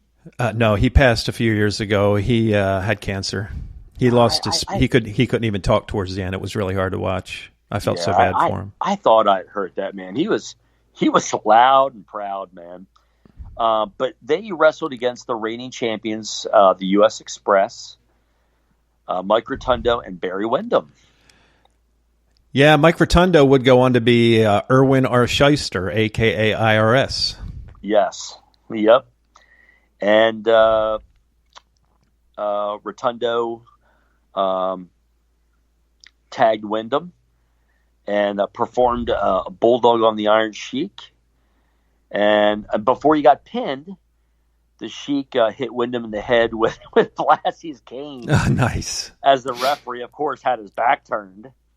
And then after Volkov got the pin, Volkov and Sheik were crowned as the new tag team champs. Nice. Main event. I'm gonna let you roll with this one. Do you know what that was? Well, yeah, it was It was like there was three big events. The first one was, and I think this was like the $15,000 body slam challenge between Andre the Giant and Big John Studd. Yeah, he was a monster, and he was with Bobby Heenan. And the thing was, if I'm not mistaken, if Big John Studd could body slam Andre, he had to retire. If Andre body slammed Big John Studd had to cut him a check for $15,000 or something like that. Yes. Yep, that's exactly the way it went down. Not a very long match, 5-6 minutes. Andre got the job done. Yeah, he actually lifted Studd over his shoulders and body slammed him and collected his prize money and rode off and did his thing. And I guess what they're saying is Andre had a little bit of a undefeated streak going there for a while. He did. He sure did. He did not have many losses in his career. WrestleMania 3 was probably his biggest when Andre slammed him and beat him. Yeah. Now, you were mentioning Cyndi Lauper, so that brings up our next title match. Yep. This is the second to the last event of the night. Wendy Richter with Cyndi Lauper. Yeah. She was managed by Cyndi Lauper. Mm-hmm. And, so that was, I don't know how, that match I don't remember as much about. Oh, I do. Leilani Kai was the champion. She was a great wrestler. I think Leilani Kai was from Hawaii, if I'm not mistaken. Very good wrestler. No, she's from Florida, actually. My bad. Nope, she was billed from Hawaii. Okay, so they said she was from Hawaii. Yeah, of course. And she was with the legendary Fabulous Moolah, and she was the champion. So Wendy Richter came out with Cyndi Lauper. You know, MTV and WWE had kind of merged together during this time, so it was a big event. So it was a big deal when somebody. Cyndi Lauper was a big deal. I think. When did her big album come out? 84. 84 sounds right. She's so unusual. Yeah. Girls Just Want to Have Fun was her first kind of big hit that kind of got her everyone put on notice that she was here to stay.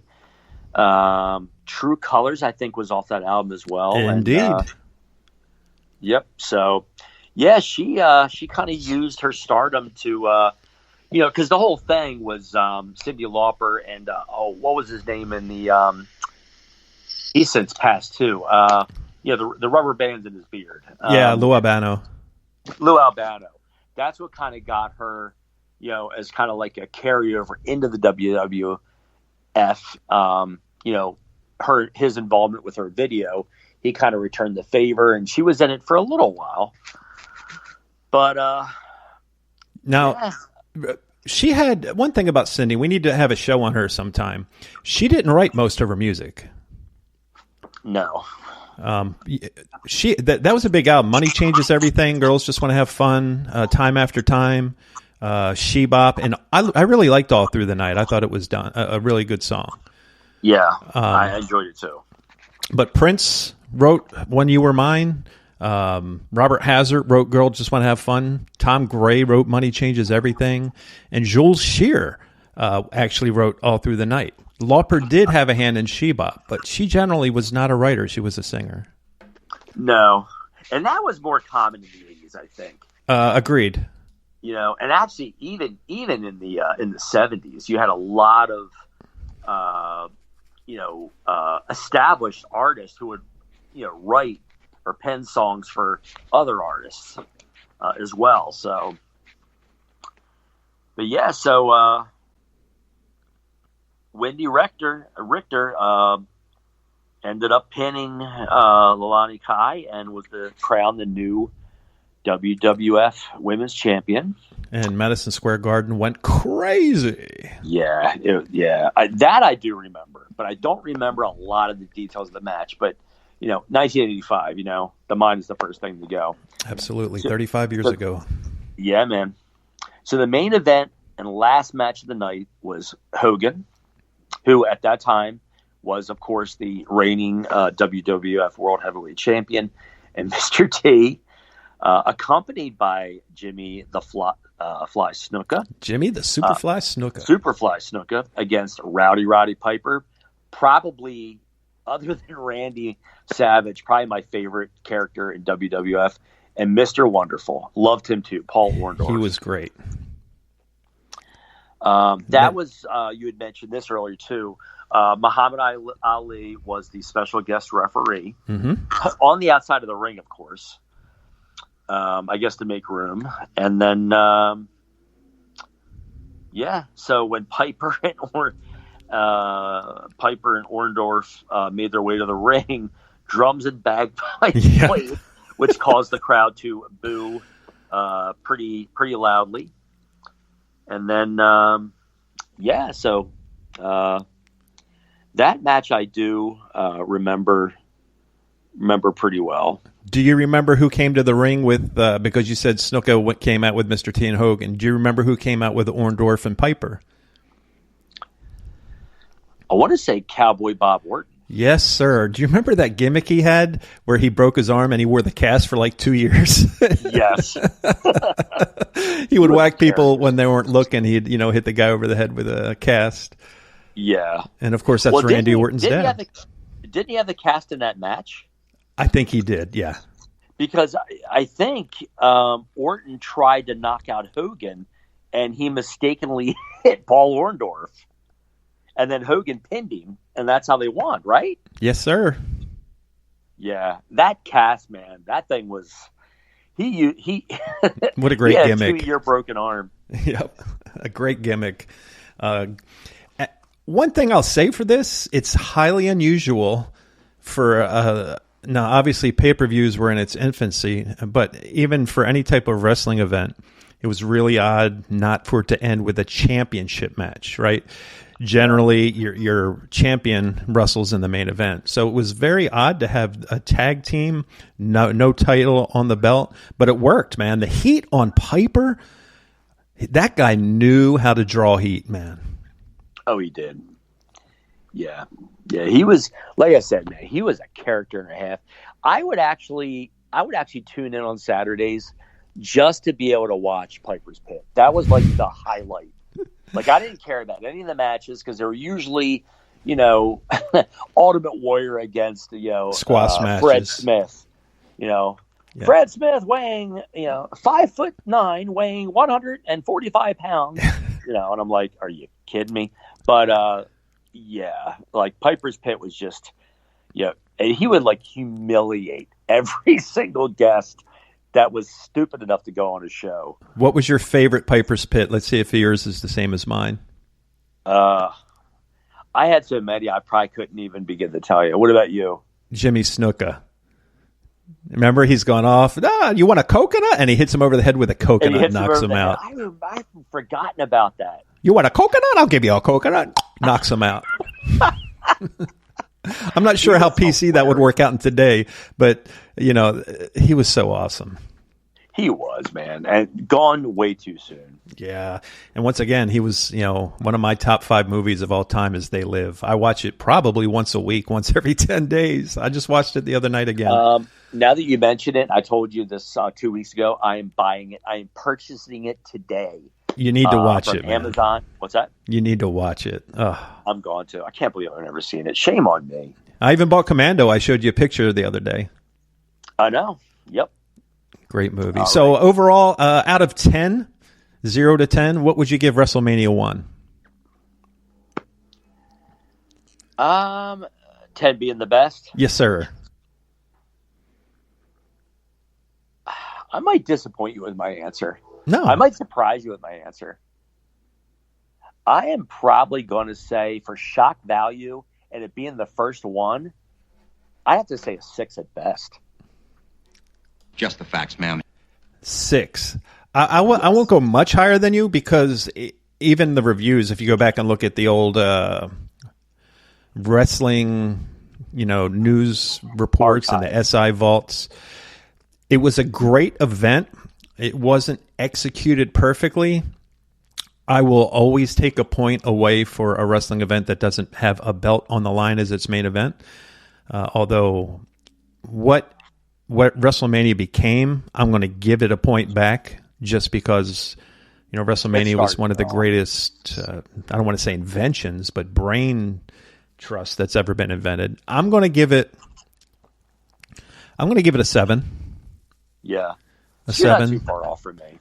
Yeah, because what it meant, especially for wrestling, because before, if you guys remember, you had to be a closet wrestling fan. If your friends found out that you watched wrestling, they looked down upon you. That's the truth. Oh, I didn't care. I was loud and proud, dude. Like, I didn't go out in the streets, banging a, trash can lid, declaring it to the neighborhood. But if somebody asked me, I would hesitate. I'd be like, yep, I watch it. Right, but in the 70s and very early 80s, it was looked down upon. You were like a trailer trash if you watch wrestling. But No, I would agree with you there.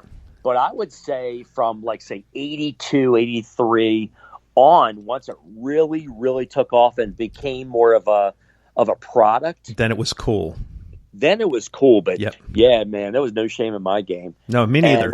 But this was one of the events that made it okay to be a wrestling fan. Oh, it did. I agree.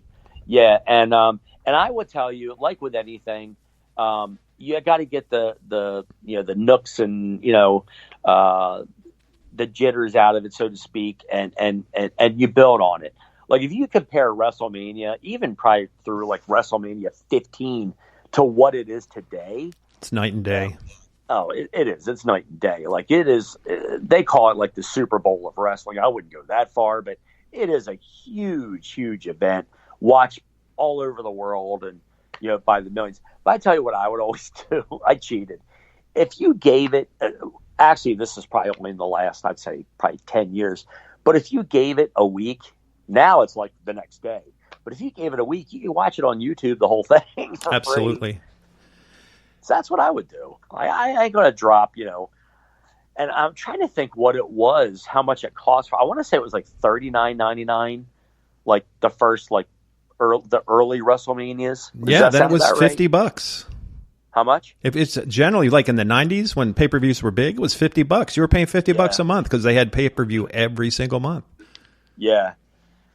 Yeah. So they don't even do pay-per-view now, do they? WWE? No, you have a subscription, and it's included in your monthly subscription. And now they even got rid of the WWE Network. It's on Peacock, so you just pay a subscription to Peacock, and you get the network included in it. So it's not a bad value, $5 a month. You get wrestling plus all the NBC stuff. Yep. So it's not a bad deal. Good show. We need to do more WrestleManias. We'll talk about 3 and some other big ones. Because it's very much, to us at least, a big part of the 80s. Yeah. So I'm going to introduce, don't know if this will be in every show, but we're going to talk about cool things growing up in the 80s that we may have owned or was a culture, a big part of the 80s. We're just going to go over 5 quick ones. And then I got some trivia for you. Sounds good. So I'm gonna rattle off 5. If before I even go into them, if you were to guess, if you were to say name one product in the 80s that comes to mind right away, just screams 80s, what would you say? Man. I want to see if it's one of the 5 that I have here. Are you talking like a toy or a bike or something like that? It could be anything. It could be a fashion statement. It could be a toy. It could be. So for like me, it would be like the Nintendo, the NES, like we talked about earlier. Yes, something along those lines. Like I said, it could be something fashion, something you may have worn, something you could have used, electronics, anything. The game, Atari. Anything. The Atari Atari's 2600. Good. What's that? The Atari 2600. That is a good one. And it may be on the list later. It's not one of the 5 that I have here, but that is a good one. So I'm going to start it off with the Sony Walkman. Good one. Good one. Yeah, like when it first came out, like people viewed it as like science fiction. You mean we could listen to our music anywhere we want, walk it out on the street? It was like a little mini stereo on your head. You had the big round. You remember you had the big round black fuzzy things for your head. And, I owned one. I'm sure you did too. Yep, absolutely. And then they tried to come out in the early 90s. They tried to come out with a Discman. What a failure that was. Discman with the CD. Yeah, skipped. And it was about the size of a disc. I actually owned one of those too. They always skipped if you tried to walk with them. Oh yeah. You had to like sit it on a flat surface and not move around very much. I am actually embarrassed to say this. I owned one, and my dad owned one for a while. I wonder if you did too. Members only jacket. Of course. You have to roll up the sleeves too, slide them up. Oh man. Have your pink shirt on with a collar up, pop the collar. Yep, and you had that little like tag with the little snaps to the left hanging down. Indeed. Yeah, that was big.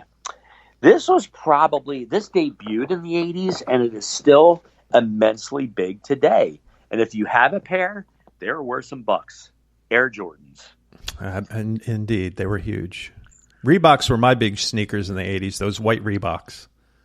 Yeah, I owned the Reeboks as well. That was I actually preferred them over the Nikes. And I actually did own a pair of red, white, and black Jordans. I actually got a pair.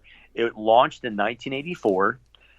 Michael Jordan signed, get this, a 5-year, $2.5 million contract that today is one of the most iconic and sought-after shoe brands in footwear history. Yeah, I've never owned a pair. I did. I didn't have it for long. I may have worn them twice, I think, and then I think I sold them to somebody who really wanted them. I think I paid, because I had a job then, I think I paid maybe $40 for them. Nice. Because they were cheap, and I think I sold them to somebody for like $50. I only wore them twice. Big toy, Parker Brothers. Do you remember Merlin? Looked like a phone. It was red. It was kind of like an early Simon. It had like the keypad, and it would blink, and you had to follow the course of how it blink, how they would blink, and you had to. Oh, that red thing that looked like a phone. It looked like a phone, like an old phone from the 80s, and it was called Merlin. Yes, Texas Instruments. Had a keypad, and it would blink, and then you'd hit the corresponding number. Memory game. Yep. It was. I never owned one, and then lastly, and this you know what? Real quick before we get to your last one, that little game. Mm-hmm. It took 6 AA batteries to power it, and it only had 48 bytes of RAM.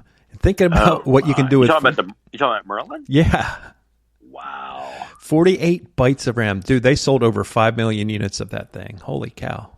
That is amazing. Crusher. I never would have thunk it. Me neither.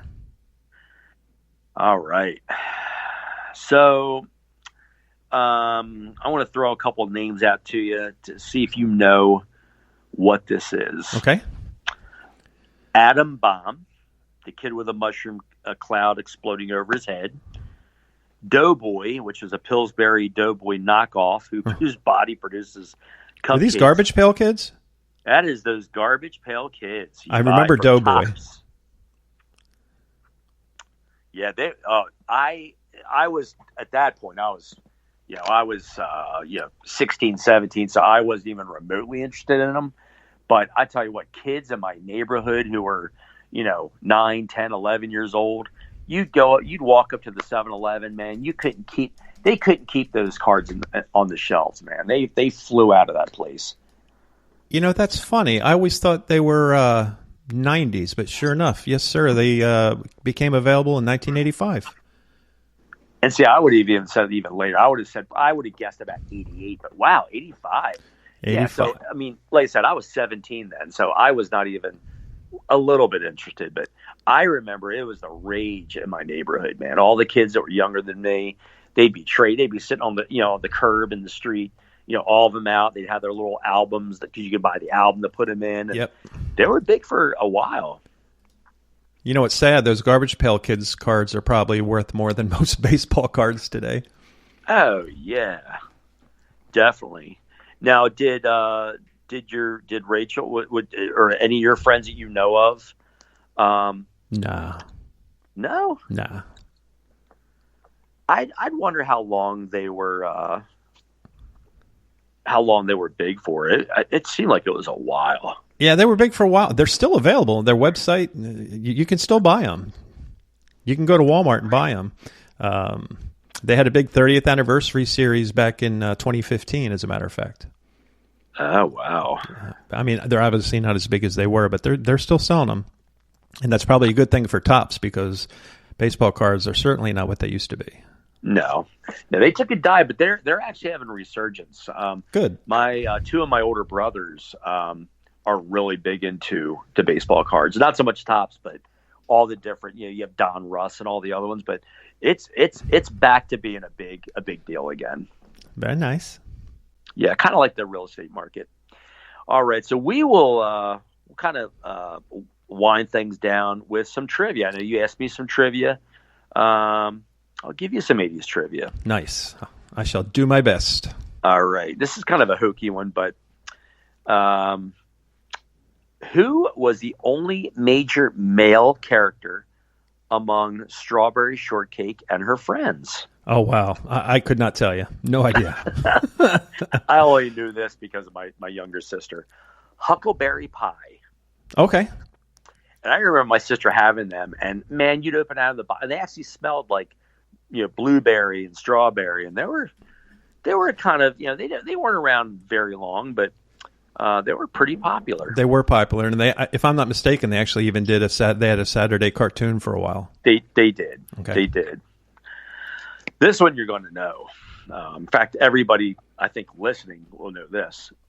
What song does Tom Cruise dance to in Risky Business? Oh, Bob Seger, Old Time Rock and Roll. You got it. You got it. All right. This one kind of goes back and forth as far as difficulty. Which of these historical figures is not named in Billy Joel's song, We Didn't Start the Fire? Okay. Was it Harry Truman, Liberace, Jackie Kennedy, or Sugar Ray Robinson?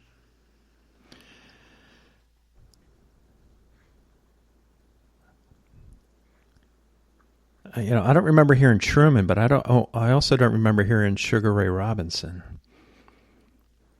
I'm going to say Sugar Ray Robinson, just because it's such a long name. It'd be hard to get that into the vocals. Yeah, I can agree with you there, and I was actually surprised when I saw the answer. What is it? So JFK is actually mentioned twice in the song. Yeah. Jackie Kennedy did not make it. Okay. Didn't make the cut. Yeah, I should have. Surprising. Yeah. All right, moving on. Which singer got her start in the show Kids Incorporated? Do you remember that show? No. Kids Incorporated?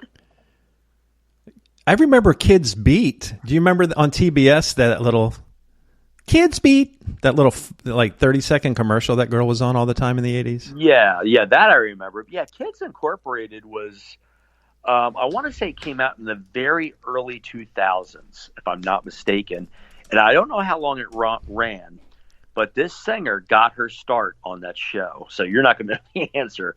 It was Fergie. From Kids Incorporated? Yes, she got her start on the show. She was credited as Stacy Ferguson, which is her name, her stage name, of course. With she got famous with Black Eyed Peas, but she was Fergie. Wow, it ran for a decade. I've never heard of it. Wow. Wow. 9 seasons, 150 episodes. What did it run on?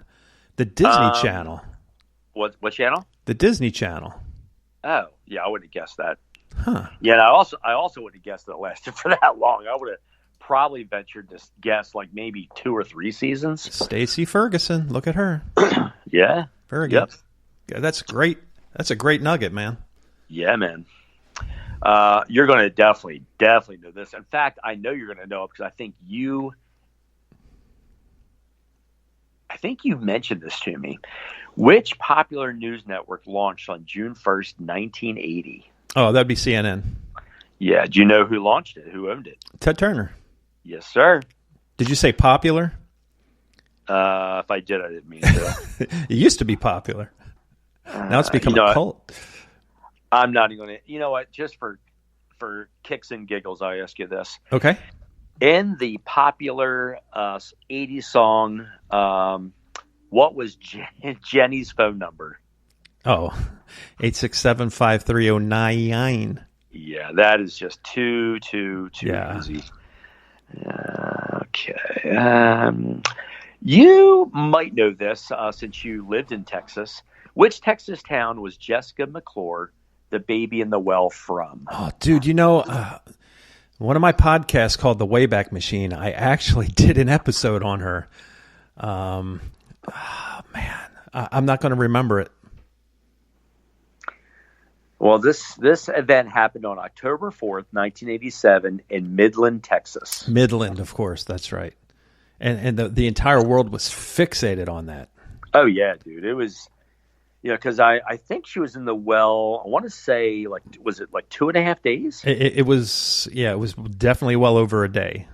56 hours. And one of the most infamous pictures on the cover of magazine is that guy coming up with the baby. It's just amazing. Yeah. Yep. All right. We'll do a couple more. Okay. And then we'll wrap it up. What date do they travel back to in Back to the Future Part 2? Part 2. Which, by the way, have you seen that movie? Have you seen the trilogy? Of course. I loathed Part 3. Now, see, I could stomach Part 3. Part 2 was absolutely horrendous. Was 2 the one they went forward? Yes. So at the end of 1, when he comes back, he's got the glasses on. He goes, "It's Marty, your kids. You got to come with me. You got to see the future." He's like, "Well, what are our kids become at?" And the end is them taking off. Well, the second part. Well, first of all, his girlfriend in the first one, they replaced her. It was a different character. Correct. She had other, something else she was doing or working on or filming. So she was not doing it. So I actually, when it came out on 4K, I have a 4K TV, so I loved the original. It's classic. Absolutely. And it came out in a box set for all 3. Dude, I got through I actually was able to stomach without puking. I was able to stomach watching the first hour of it. It is Razzie Award all the way. It is one of the worst. I'm sure Michael J. Fox must look at this and be like, "Oh man, how embarrassing." Did you see it? I've seen all of them. Yeah, of course. Oh, you didn't think that movie was awful? No, I didn't think it was awful. It was watchable. I don't watch it that much. It was okay. But to your question, was it in the 90s, like 1996? No, it was October 21st, 2015. Was it that far ahead? Yes, sure was. Yep. What was the date again? October what? October 21st, 2015. I wonder what happened on that day in history. October 21st, 2015. Oh, it just says celebrate Back to the Future Day. Oh, wow. All right, let's see. See if I can get one more out of here. Okay. I didn't know this. I don't know if you will either, but we'll give it a shot. So what 1988 movie gave Julia Roberts her big break and included Matt Damon's first speaking line? Was that the one where she was with Richard Gere? No, you're thinking of Pretty Woman. Pretty Woman, which is yeah. funny because when it gives the answer, it says, no, it wasn't Pretty Woman. It was released in 1990. Oh, so you okay. were at least thinking the way most people would have been thinking. So this was 88? This was 1988. And it was, what's her name again? Featured a young Julia Roberts. Julia Roberts. And Matt Damon's first speaking line. Man, I don't recall. Mystic Pizza.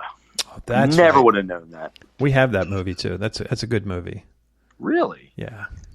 Yeah, no, I've never. It's more of a drama than a comedy. Really?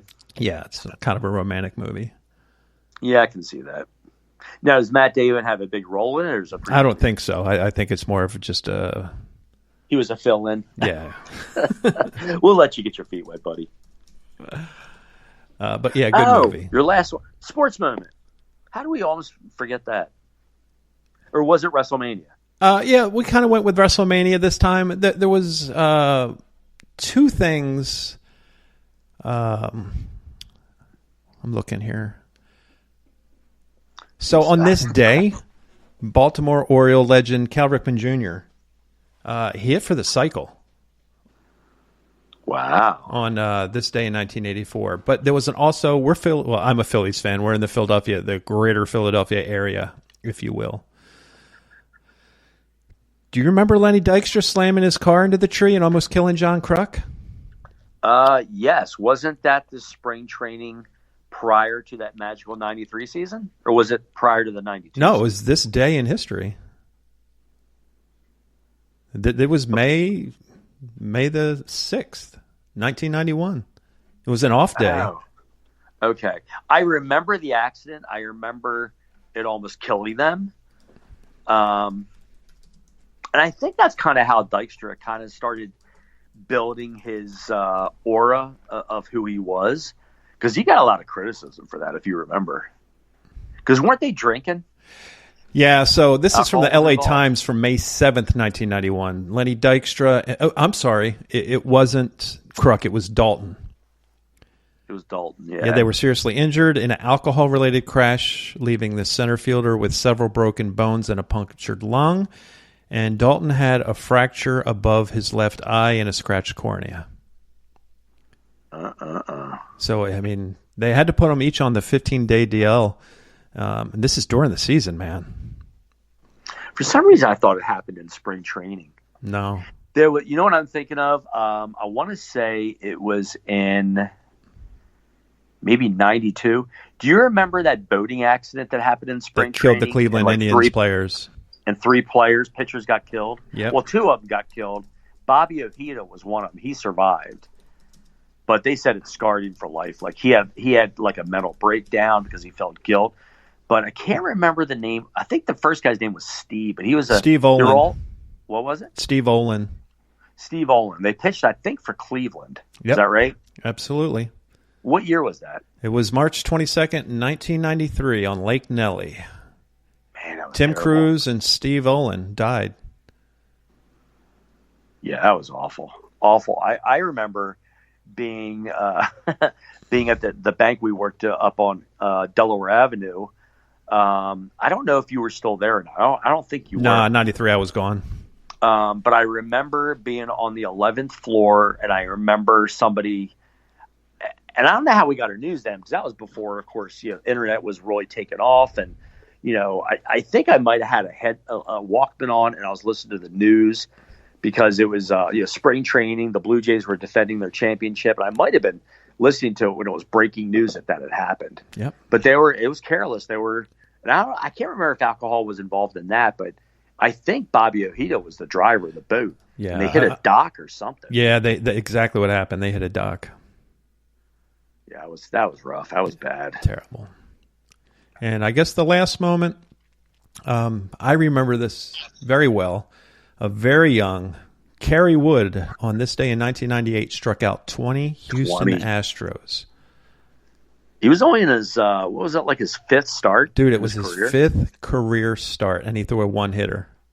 That's amazing. That kid had some gas, man. I was going to say, he was one of the first pitchers. I mean, now, me and my older brother were talking about this last week. Now it's common. If you got a pitcher who throws 97, 98, Like, there's a lot of them. But back then, like, he threw like 96, 97. That was serious heat. And people couldn't catch up to it.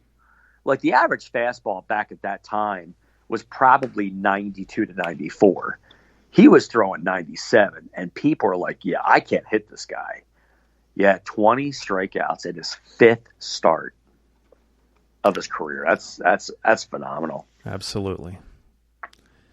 Well, that's about all I had. Did you have anything else, Gunnar?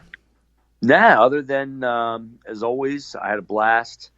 Had a lot of fun talking, reminiscing, and hope all of you did too. And look forward to the next show. Yeah, for sure. Make sure you folks go to theweeklyretro.com.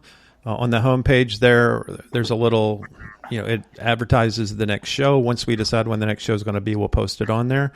We'll sub this out to YouTube so you can listen to it on YouTube. And obviously it's available on iHeartRadio, Amazon, Spreaker, most major podcast distributors.